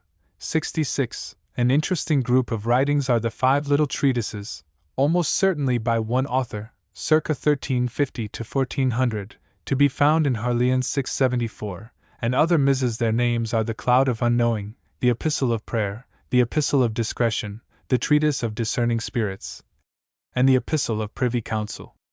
We find here for the first time in English the influence and spirit of Dionysius, and it is probably to the same unknown writer we owe the first, very free, translation of the mystical theology of Dionysius, Dionyse Hid Divinite, which is bound up with these other manuscripts. These little tracts are written by a practical mystic, one who was able to describe with peculiar accuracy and vividness the physical and psychological sensations accompanying mystical initiation. The Cloud of Unknowing is an application in simple English of the Dionysian teaching of concentration joined to the practice of contemplation taught by Richard of St. Victor, and it describes very clearly the preliminary struggles and bewilderment of the soul. The Epistle of Privy Council, still in MS, is the most advanced in mystical teaching.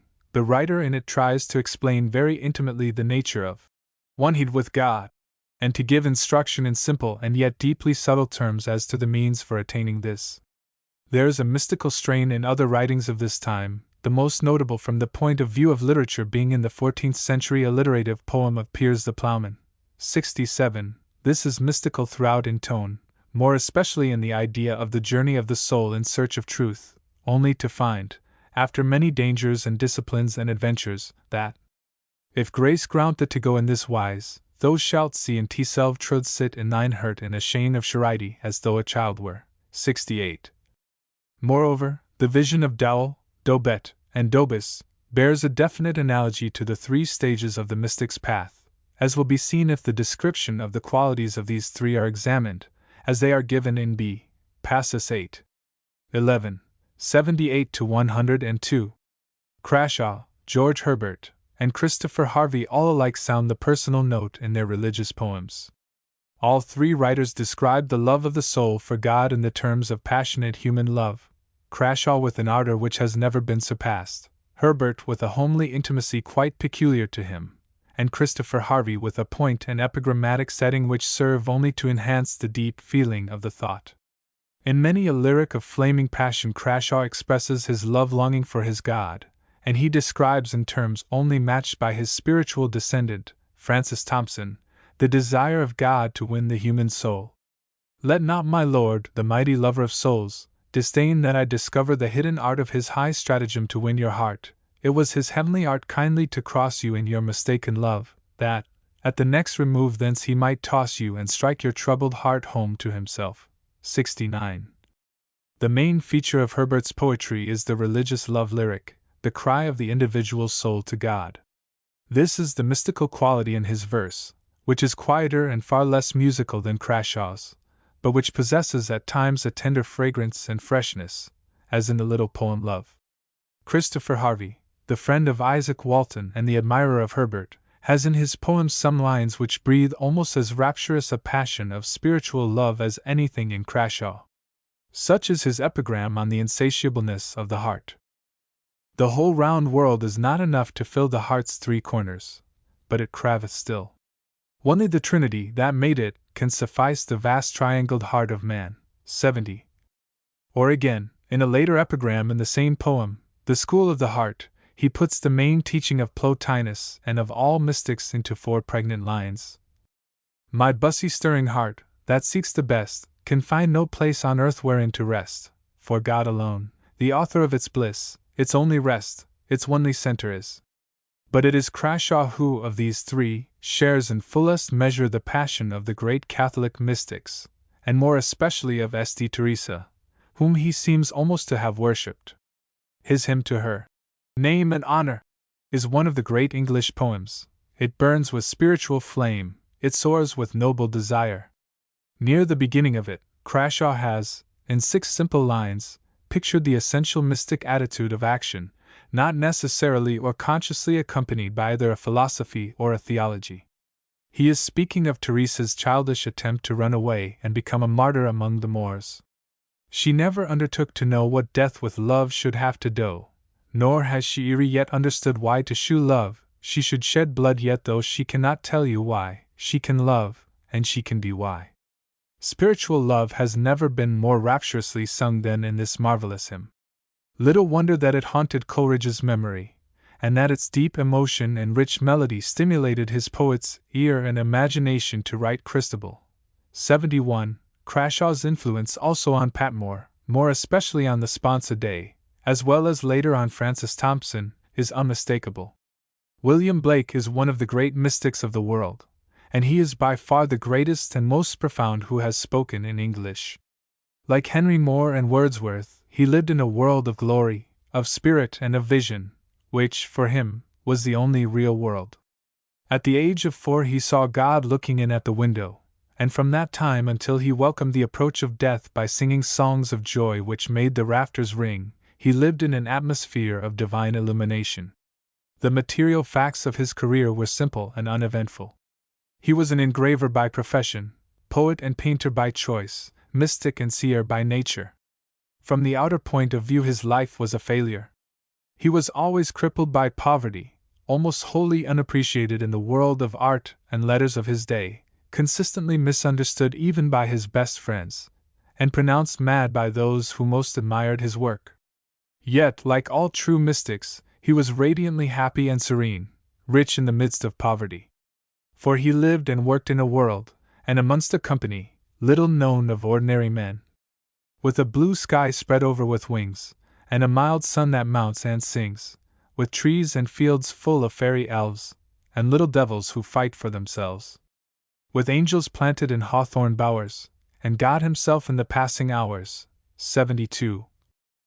It is not surprising that he said, in speaking of Lawrence and other popular artists who sometimes patronizingly visited him, "They pity me, but 'tis they are the just objects of pity. I possess my visions and peace. They have bartered their birthright for a mess of pottage." The strength of his illumination at times intoxicated him with joy, as he writes to Haley, October 23, 1804, after a recurrence of vision which had lapsed for some years. "Dear Sir, excuse my enthusiasm or rather madness, for I am really drunk with intellectual vision whenever I take a pencil or graver into my hand. This is the divine madness, of which Plato speaks, the inebriation of reality, the ecstasy which makes the poet drunk with life. 73.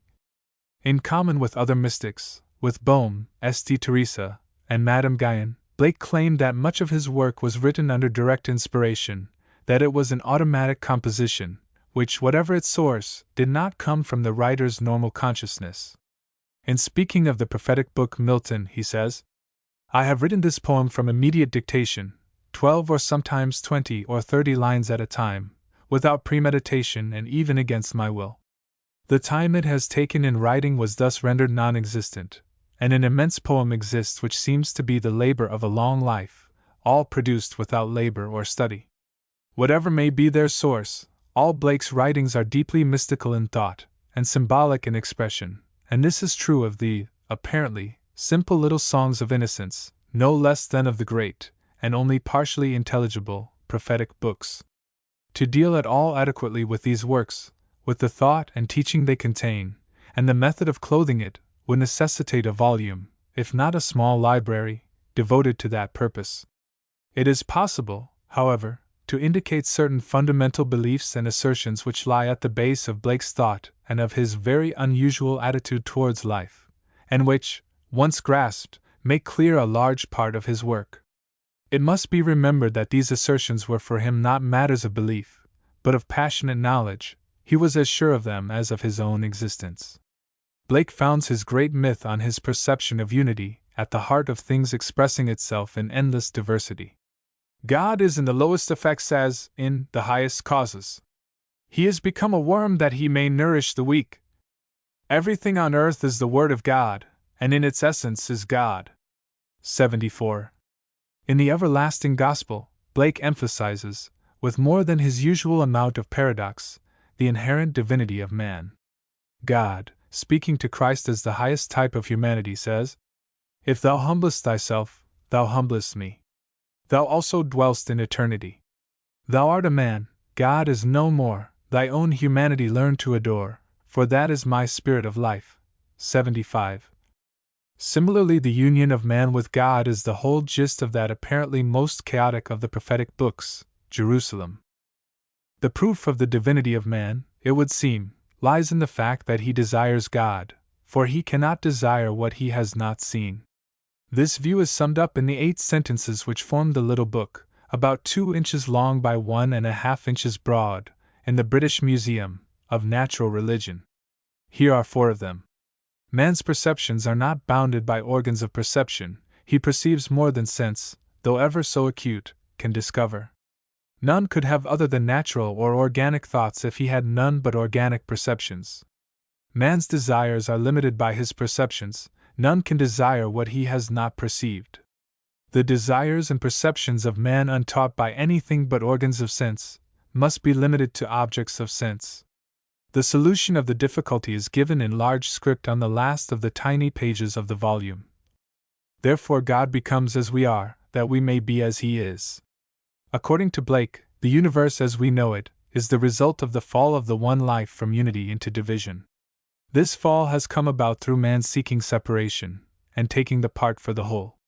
See Jacob Boehme's view, pages 94, 95 above, which is identical with that of Blake.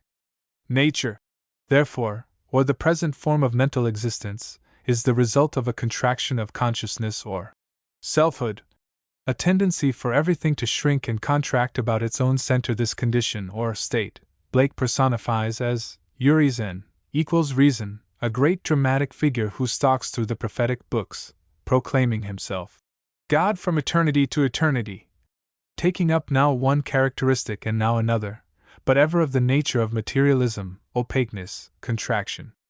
In the case of man, the result of this contraction is to close him up into separate selfhoods, so that the inlets of communication with the universal spirit have become gradually stopped up, until now, for most men, only the 5 senses, one of the least of the many possible channels of communication, are available for the uses of the natural world. Blake usually refers to this occurrence as the flood, that is, the rush of general belief in the five senses that overwhelmed or submerged the knowledge of all other channels of wisdom, except such arts as were saved, which are symbolized under the names of Noah, equals imagination, and his sons. He gives a fine account of this in Europe, page 8, beginning. Placked in the order of the stars, when the five senses whelmed in deluge o'er the earthborn man, then turned the fluxile eyes into two stationary orbs, concentrating all things.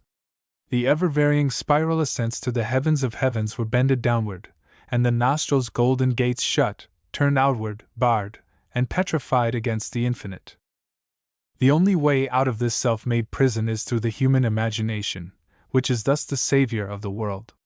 By imagination, Blake would seem to mean all that we include under sympathy, insight, idealism, and vision, as opposed to self-centeredness, logical argument, materialism, and concrete, scientific fact. For him, imagination is the one great reality. In it alone he sees a human faculty that touches both nature and spirit, thus uniting them in one.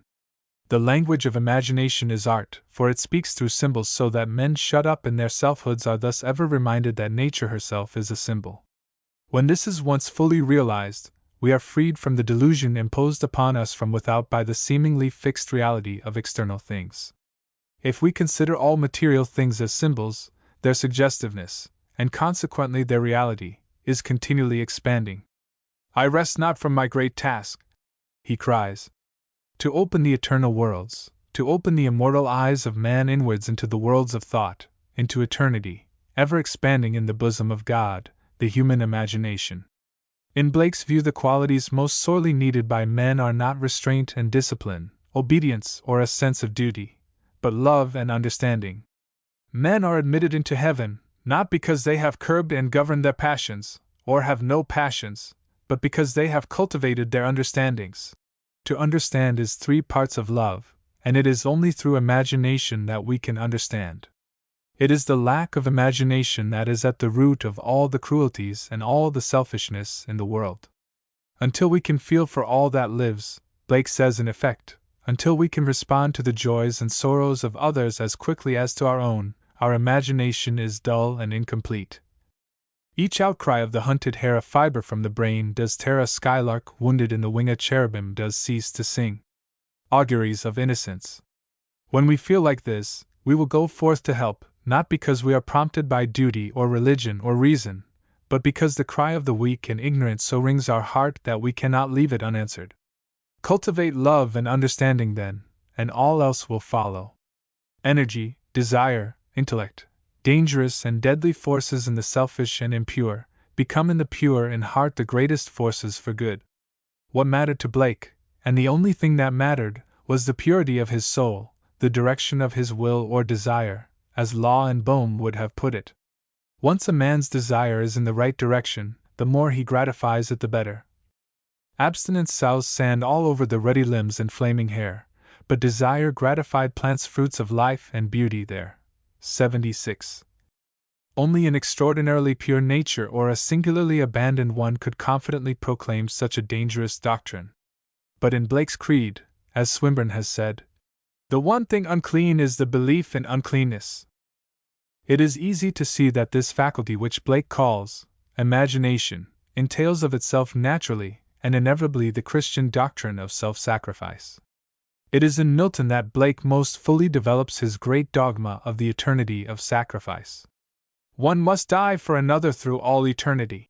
Only thus can the bonds of selfhood be broken. Milton, just before his renunciation, cries, "I will go down to self-annihilation and eternal death lest the last judgment come and find me an annihilate, and I be seized and given into the hands of my own selfhood." For, according to Blake, personal love or selfishness is the one sin which defies redemption.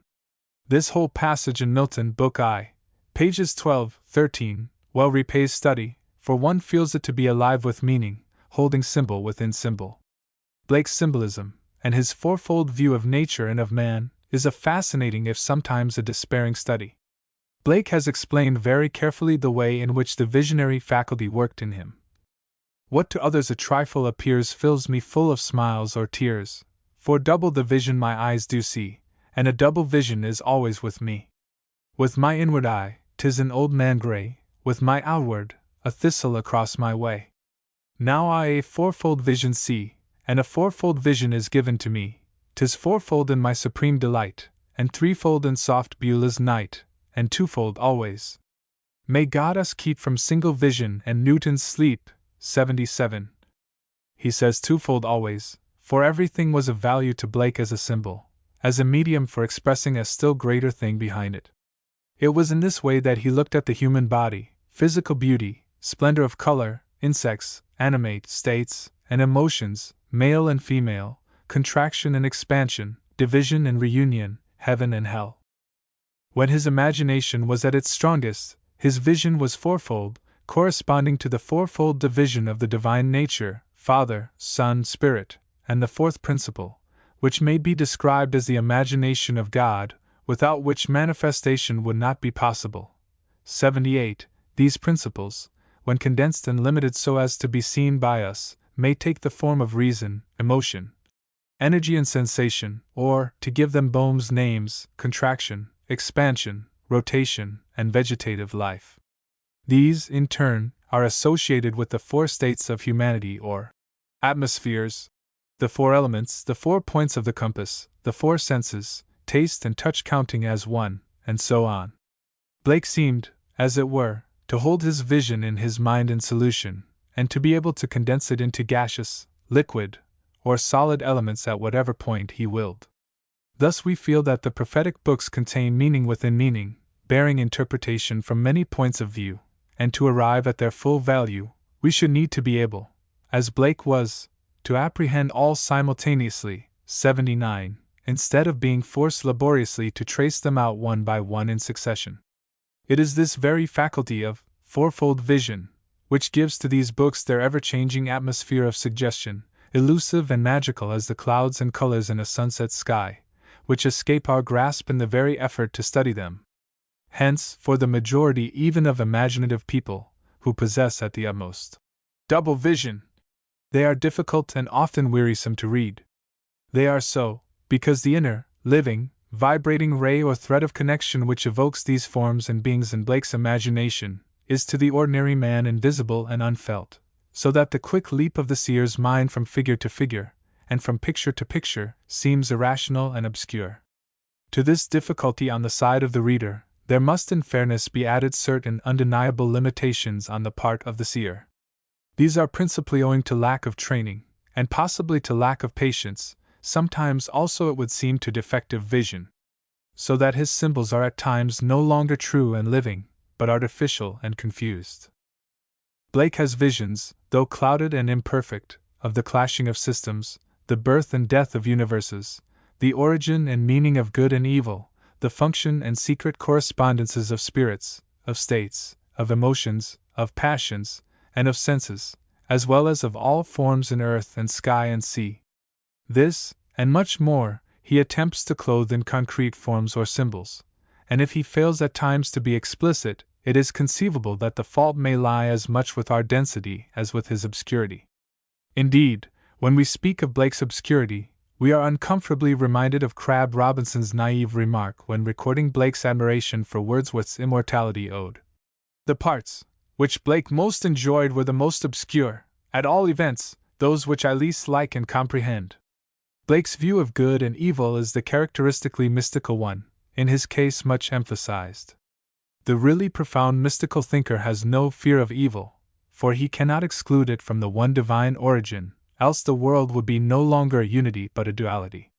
This difficulty of good and evil, the crux of all philosophy, has been approached by mystical thinkers in various ways, such as that evil is illusion, which seems to be Browning's view, but the boldest of them, and notably Blake and Boehme, have attacked the problem directly, and carrying mystical thought to its logical conclusion, have unhesitatingly asserted that God is the origin of good and evil alike, that God and the devil, in short, are but two sides of the same force.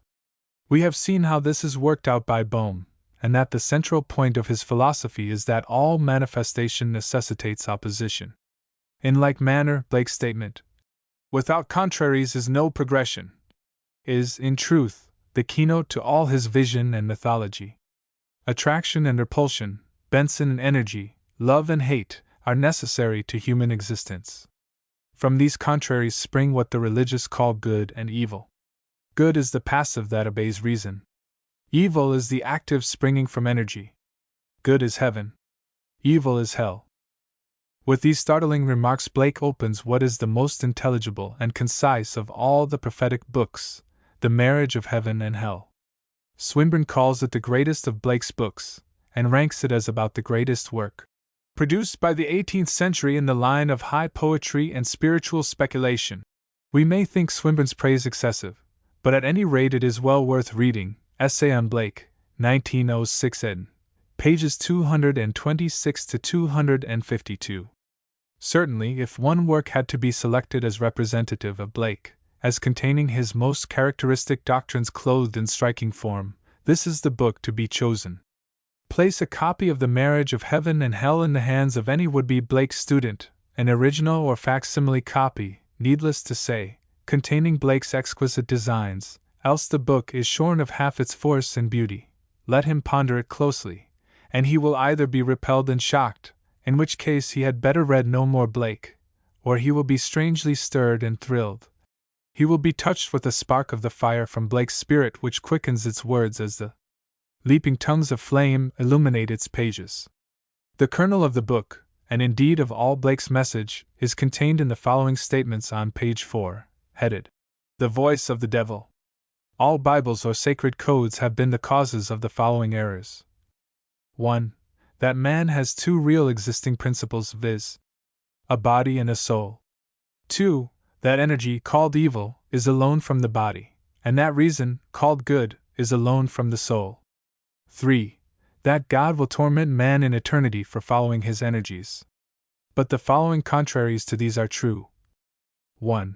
Man has no body distinct from his soul, for that called body is a portion of soul discerned by the five senses, the chief inlets of soul in this age. 2. Energy is the only life and is from the body, and reason is the bound or outward circumference of energy. 3. Energy is eternal delight. Blake goes on to write down some of the proverbs which he collected while walking among the fires of hell. These proverbs of hell fill 4 pages of the book, and they are among the most wonderful things Blake has written. Finished in expression, often little jewels of pure poetry, they are afire with thought and meaning, and inexhaustible in suggestion. Taken all together, they express in epigrammatic form every important doctrine of Blake's. Some of them, to be fully understood, must be read in the light of his other work. Thus, the road of excess leads to the palace of wisdom, or, if the fool would persist in his folly he would become wise, are expressions of the idea constantly recurrent with Blake that evil must be embodied or experienced before it can be rejected. 80. But the greater number of them are quite clear and present no difficulty, as for instance the following. A fool sees not the same tree that a wise man sees. He whose face gives no light shall never become a star. No bird soars too high, if he soars with his own wings. What is now proved was once only imagined. As the air to a bird or the sea to a fish, so is contempt to the contemptible. Exuberance is beauty. Everything possible to be believed is an image of truth. There are 2 tendencies of Blake's mind, both mystical, that is, rooted in unity, the understanding of which helps, on the one hand, to clear much in his writing that seems strange and difficult, and on the other, reveals a deep meaning in remarks apparently simple to the point of silliness. These are his view of the solidarity of mental and spiritual as compared with physical things, and his habit of concentrating a universal truth into some one small fact. For Blake, mental and spiritual things are the only real things. Thought is more real than action, and spiritual attitude is more real than thought. It is the most real thing about us, and it is the only thing that is of any importance. The difference between Blake's attitude and that of the ordinary practical man of the world is summed up in his characteristic pencil comment in his copy of Bacon's Essays on the remark, "Good thoughts are little better than good dreams." In the essay on virtue, Blake writes beside this, "Thought is act." This view is well exemplified in the Job illustrations, where Blake makes quite clear his view of the worthlessness, spiritually, of Job's gift to the beggar of part of his last meal, because of the consciously meritorious attitude of Job's mind. 81. If this attitude be remembered, it explains a good many of the most startling and revolutionary views of Blake. For instance, in the poems called Holy Thursday, in the Songs of Innocence and Experience, he paints first of all with infinite grace and tenderness the picture of the orphan charity children going to church, as it would appear to the ordinary onlooker. The hum of multitudes was there, but multitudes of lambs, thousands of little boys and girls raising their innocent hands. Beneath them sit the aged men, wise guardians of the poor, then cherish pity, lest you drive an angel from your door. But in short, scathing words and significant change of meter, he reverses the picture to show his view of it, when, in the companion song of Experience, he asks, "Is this a holy thing to see in a rich and fruitful land, babes reduced to misery, fed with cold and usurious hand? It is owing to a false idea that we can bear to see this so-called charity at all, for we reduce the man to want a gift, and then give with pomp. The real evil is that we can suffer the need of the crust of bread to exist." This is a view which is gradually beginning to be realized today. Blake is peculiarly daring and original in his use of the mystical method of crystallizing a great truth in an apparently trivial fact. We have seen some of these truths in the Proverbs, and the auguries of innocence is nothing else but a series of such facts, a storehouse of deepest wisdom. Some of these have the simplicity of nursery rhymes. They combine the direct freshness of the language of the child with the profound truth of the inspired seer. If the sun and moon should doubt, they'd immediately go out. It would scarcely be possible to sum up more completely than does this artless couplet the faith, not only of Blake, but of every mystic. Simple, ardent, and living, their faith is in truth their life, and the veriest shadow of doubt would be to them a condition of death. They are the only people in the world who are the possessors of certainty. They have seen, they have felt, what need they of further proof? Logic, philosophy, theology, all alike are but empty sounds and barren forms to those who know. To Francis Thompson, the presence of the divine in all things is the one overwhelming fact. As a result of this sense, the consciousness that everything is closely related, closely linked together, is ever present in his poetry. It is the vision of this truth, he believes, which will be the revelation of a new heaven and a new earth. When to the new eyes of the all things by immortal power, near or far, hiddenly to each other linked are, that thou canst not stir a flower without troubling of a star. The mistress of vision. His divine intoxication, his certainty of the presence of God, is the more remarkable when it is realized through what depths of want and degradation and suffering Thompson passed, and what his life was for many years. His father, a North Country doctor, wished him to follow the profession of medicine, but the son could not bear it, and so he ran away from home with, for sole wealth, a Blake in one pocket and an Aeschylus in the other. In his struggle for life in London, fragile in body and sensitive in soul, he sank lower and lower, from selling boots to errand boy, and finally for 5 years living as a vagabond without home or shelter, picking up a few pence by day, selling matches or fetching cabs, and sleeping under the archways of Covent Garden Market at night. At last, in the very depth of his misery, he was sought out and rescued by the editor of the paper to whom he had sent Health and Holiness and some of his poems. This saved him, his work brought him good friends, and he was enabled to write his wonderful poetry. These terrible experiences, which would have quenched the faith of the ordinary man and led him to despair, with the poet mystic sought expression in those 6 triumphant verses found among his papers when he died, 82 verses charged with mystic passion, which assert the solid reality of spiritual things, and tell us that to the outcast and the wanderer every place was holy ground, Charing Cross was the gate of heaven, and that he beheld Christ walking on the water not of Gennesareth, but Thames. Through all that he writes there breathes the spirit of mystic devotion and aspiration, but the following characteristics and beliefs may be specially noted. 1. His reverence of childhood. He sees in the child something of the divinity which Vaughan and Wordsworth saw, and his poems to children, such as Daisy and the Poppy, have a special quality of passionate worship all their own. 2. His attitude towards the beauty of woman. This is entirely mystical, and is akin to the view of Plato and of Donne. He shares their belief that love is but the power to catch sight of the beauty of the soul, which shines through and actually molds the beauty of face and body. How should I gauge what beauty is her dole, who cannot see her countenance for her soul, as birds see not the casement for the sky? And as 'tis checked they prove its presence by, I know not of her body till I find my flight to barred the heaven of her mind. Her portrait. 3. His attraction towards the continual change and renewal of nature, not only of the movement of life to death, but of death to life. He broods over the changing cycles of the year, winter and spring, decay and rebirth, and he sees in them a profound and far-reaching symbolism. This is magnificently expressed in the Ode to the Setting Sun, where he paints a picture, unmatched in English verse, of the sun sinking to rest amid the splendors gathered round him in his fall. The poem is charged with mystic symbolism, the main thought of which is that human life, ending apparently in death, is but the prelude of preparation for a more glorious day of spiritual rebirth. For birth hath in itself the germ of death, but death hath in itself the germ of birth. It is the falling acorn buds the tree, the falling rain that bears the greenery, the fern plants molder when the ferns arise.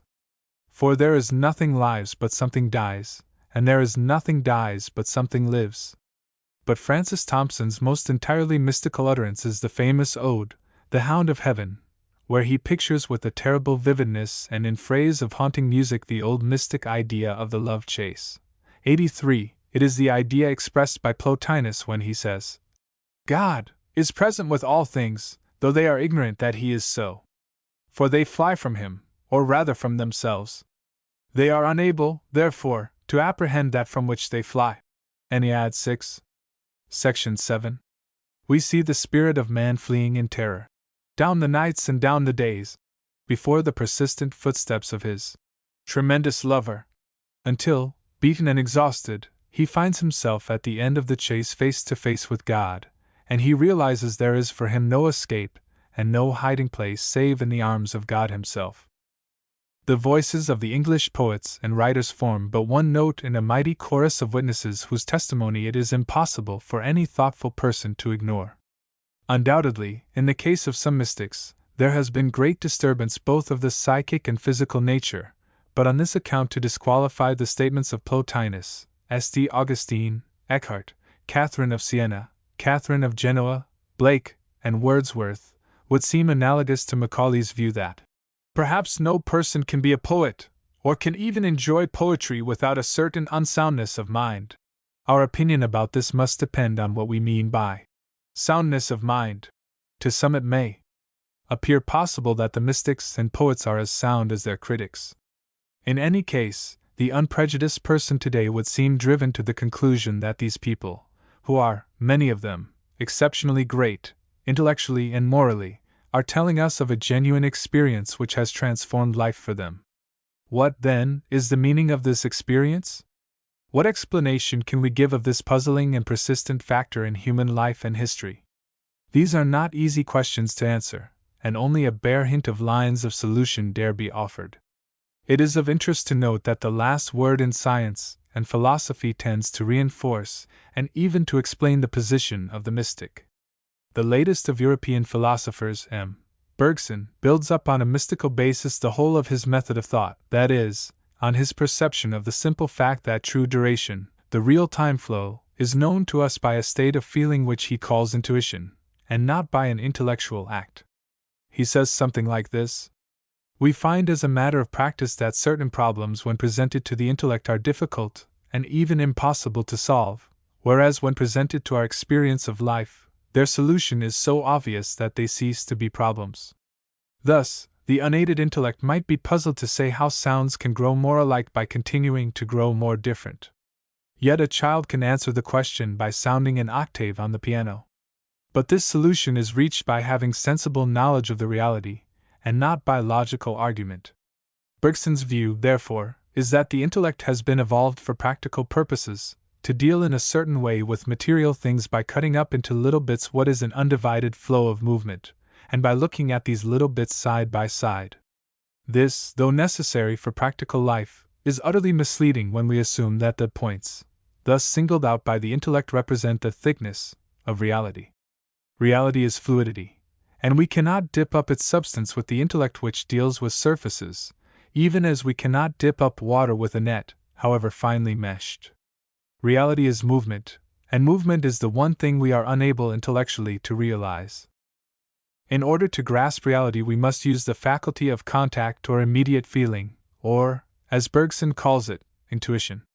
Intuition is a different order of knowledge. It is molded on the very form of life, and it enables us to enter into life, to be one with it, to live it. It is a direction of movement, and although capable of infinite development, is simplicity itself. This is the mystic art, which in its early stages is a direction of movement, an alteration of the quality and intensity of the self. So Bergson, making use of and applying the whole range of modern psychology and biology, tells us that we must develop intuition as a philosophical instrument if we are to gain any knowledge of things in themselves, and he is thus re-echoing in modern terms what was long ago stated by Plotinus when he said, "Knowledge has 3 degrees: opinion, science, illumination. The means or instrument of the first is sense, of the second dialectic, of the third intuition. To the last I subordinate reason. It is absolute knowledge founded on the identity of the mind knowing with the object known." Letter to Flaccus. We have discovered that sense knowledge, however acute, has to be corrected by the intellect, which tells us that the sun does not go round the earth, although it appears to our observation to do this. So possibly, in turn, the intellect, however acute, may have to be corrected by intuition, and the impotence of brain knowledge in dealing with the problem of life is leading slowly to the perception that to know in its true sense is not an intellectual process at all. Further, in Bergson's theory of the nature of mind, and in his theory of rhythm, he seems to indicate the lines of a technical explanation of some part of the mystic experience. 84. The soul, or the total psychic and mental life of man, he says, is far greater than the little bit of consciousness of which we are normally aware, and the brain acts as a sheath or screen, which allows only a point of this mental life to touch reality. The brain or the cerebral life is therefore to the whole mental life as the point of a knife is to the knife itself. It limits the field of vision, it cuts in one direction only, it puts blinkers on the mind, forcing it to concentrate on a limited range of facts. It is conceivable that what happens with the mystics is that their mental blinkers become slightly shifted, and they are thus able to respond to another aspect or order of reality, so that they are swept by emotions and invaded by harmonies from which the average man is screened. Life having for them somewhat changed in direction, the brain is forced to learn new movements, to cut along fresh channels, and thus to receive sensations which do not directly minister to the needs of physical life. Our knowledge of things, says Bergson, derives its form from our bodily functions and lower needs. By unmaking that which these needs have made, we may restore to intuition its original purity, and so recover contact with the real. It is possibly this very unmaking and remaking, this readjustment which we see at work in the lives of the great mystics, and which naturally causes great psychic and even physical disturbances. Bergson's theory of rhythm is peculiarly illuminating in this connection. The intellect, he says, is like a cinematograph. Moving at a certain pace, it takes certain views, snapshots of the continuous flux of reality, of which it is itself a moving part. The special views that it picks out and registers depend entirely upon the relation between its movement and the rhythm or movement of other aspects of the flux. It is obvious that there are a variety of rhythms or tensions of duration. For example, in what is the fraction of a second of our own duration, hundreds of millions of vibrations, which it would need thousands of our years to count, are taking place successively in matter, and giving us the sensation of light. It is therefore clear that there is a great difference between the rhythm of our own duration and the incredibly rapid rhythms of physical matter. If an alteration took place in our rhythm, these same physical movements would make us conscious, not of light, but of some other thing quite unknown. Would not the whole of history, asks Bergson, be contained in a very short time for a consciousness at a higher degree of tension than our own? A momentary quickening of rhythm might thus account for the sensation of timelessness, of the participation in eternity, so often described by the mystic as a part of the vision of God. Again, Bergson points out that there is nothing but movement, that the idea of rest is an illusion, produced when we and the thing we are looking at are moving at the same speed, as when two railway trains run side by side in the same direction. Here, once more, may not the mystic sensation of stillness, of being at one with the central life, be owing to some change having taken place in the spiritual rhythm of the seer, approximating it to that of the reality which he is thus enabled to perceive, so that the fretful movement of the individual mind becomes merged in the wider flow of the whole, and both seem to be at rest? Thus, the most recent philosophy throws light on the most ancient mystic teaching, and both point to the conclusion that our normal waking consciousness is but one special type of many other forms of consciousness, by which we are surrounded, but from which we are, most of us, physically and psychically screened. We know that the consciousness of the individual self was a late development in the race. It is at least possible that the attainment of the consciousness that this individual self forms part of a larger whole may prove to be yet another step forward in the evolution of the human spirit. If this be so, the mystics would appear to be those who, living with an intensity greater than their fellows, are thus enabled to catch the first gleams of the realization of a greater self. In any case, it would seem certain, judging from their testimony, that it is possible, by applying a certain stimulus, to gain knowledge of another order of consciousness of a rare and vivifying quality. Those who have attained to this knowledge all record that it must be felt to be understood, but that, so far as words are of use, it is ever of the nature of a reconciliation, of discord blending into harmony, of difference merging into unity. Bibliography. The literature on mysticism is growing very large, and the following is only a small selection from the general works on it. In the case of individual writers, references are given only where there might be difficulty about additions. Thus, no references are given to the works of Burke, Carlyle, Wordsworth, Shelley, Tennyson, Browning, etc. General. Underhill, Evelyn. Mysticism, Methuen, 1911. See the valuable Bibliography of Mystical Works, pages 563 to 585. The Mystic Way, Dent, 1913. Jones, Rufus M. Studies in Mystical Religion, Macmillan, 1909. James, William. The Varieties of Religious Experience, Longmans Green, 1905. Inga W. R. Christian Mysticism, Methuen, 1899. Studies of English Mystics, Murray, 1905. Light, Life and Love. Selections from the German Mystics. With Introduction. Methuen, 1904.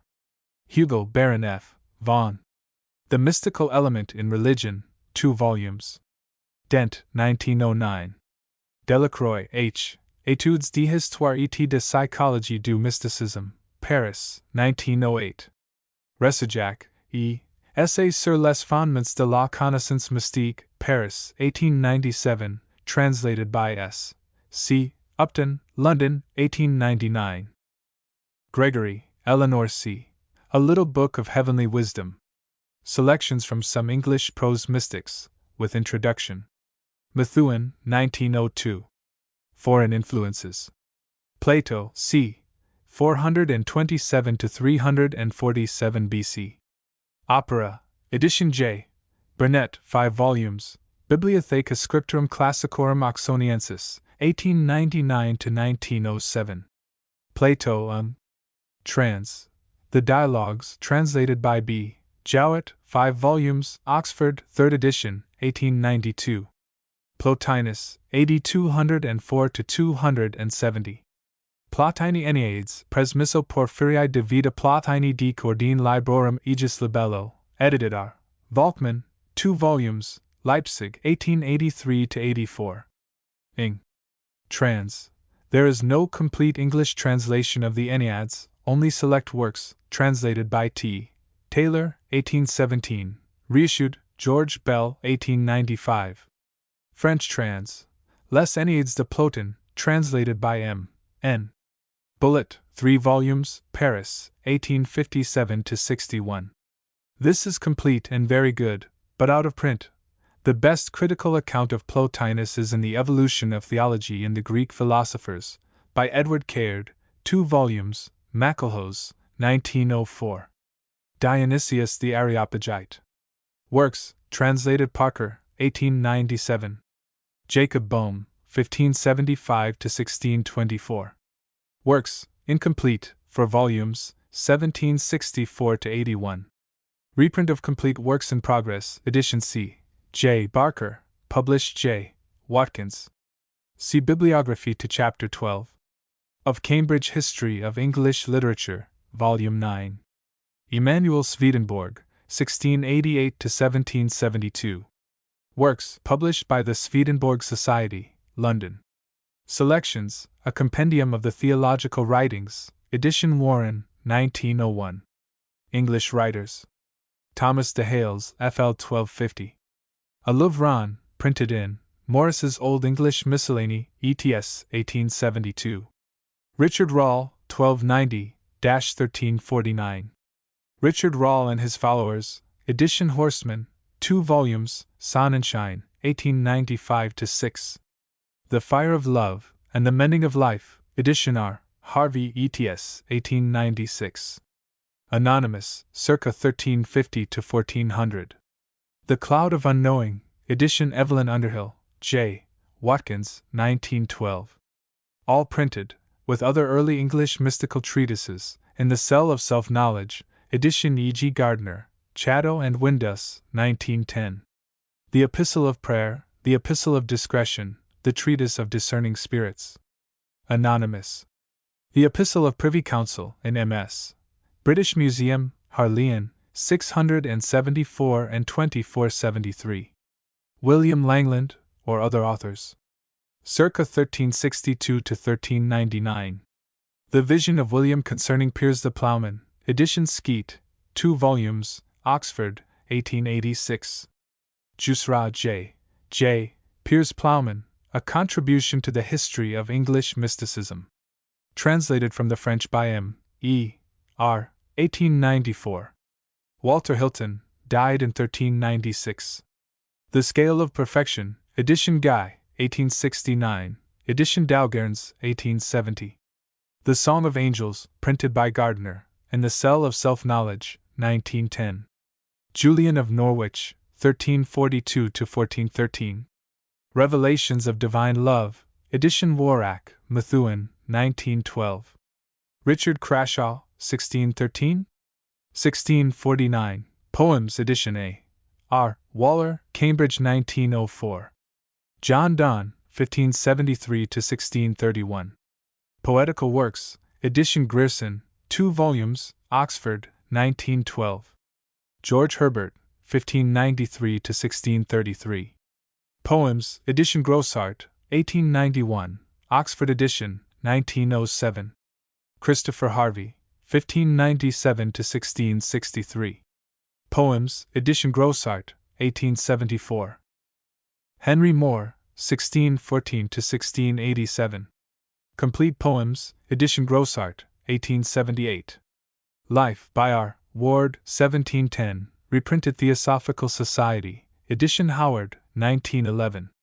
Henry Vaughan, 1622–1695. Poems, edition Chambers, 2 volumes, 1896. Thomas Traherne, circa 1636–1674. Poetical Works, edition Doble, 1903. Centuries of Meditations, edition Doble, 1908. Poems of Felicity, edition Bell, Oxford, 1910. William Law, 1686–1761. Works, 9 volumes, 1753–76, reprinted privately by G. Moreton, 1892–3. The Liberal and Mystical Writings of William Law, edition W. Scott Palmer, 1908. See Bibliography to Chap 12. Of Cambridge History of English Literature, Volume 9, 1912. William Blake, 1757–1827. Works, edition Ellis and Yates, 3 volumes, Quaritch, 1893. William Blake. Poetical Works, including Prophetic Books, ed. Ellis, 2 volumes, Chatto and Windus, 1906. Poetical Works, exclusive of Prophetic Books, edition Sampson, Oxford, 1905. The Best Text of the Poems. Life, Gilchrist, 2 volumes, Macmillan, 1880. William Blake by A. C. Swinburne, Chatto and Windus, New Edition, 1906. William Blake, Mysticism et Poésie, par P. Berger, Paris, 1907. S. T. Coleridge, 1772–1834. Complete Poetical Works, edition E. H. Coleridge, 2 volumes, Oxford, 1912. Biographia Literaria, edition J. Shawcross, 2 volumes, Oxford, 1907. Emily Bronte, 1818–1848. Complete Poems, edition Shorter, Hodder and Stoughton, 1910. The Three Brontes by May Sinclair, Hutchinson, 1912. Coventry Patmore, 1823–1896. Poems G. Bell, 1906. The Rod, the Root, and the Flower, 1895. Memoirs and Correspondence of C. Patmore by B. Champneys, 1900. Richard Jefferies, 1848–1887. The Story of My Heart, 1883, reprinted, Longmans, 1907. Francis Thompson, 1859–1907. New Poems, Burns and Oates, 1897. Selected Poems, 1908. Sister Songs, 1908. Footnotes.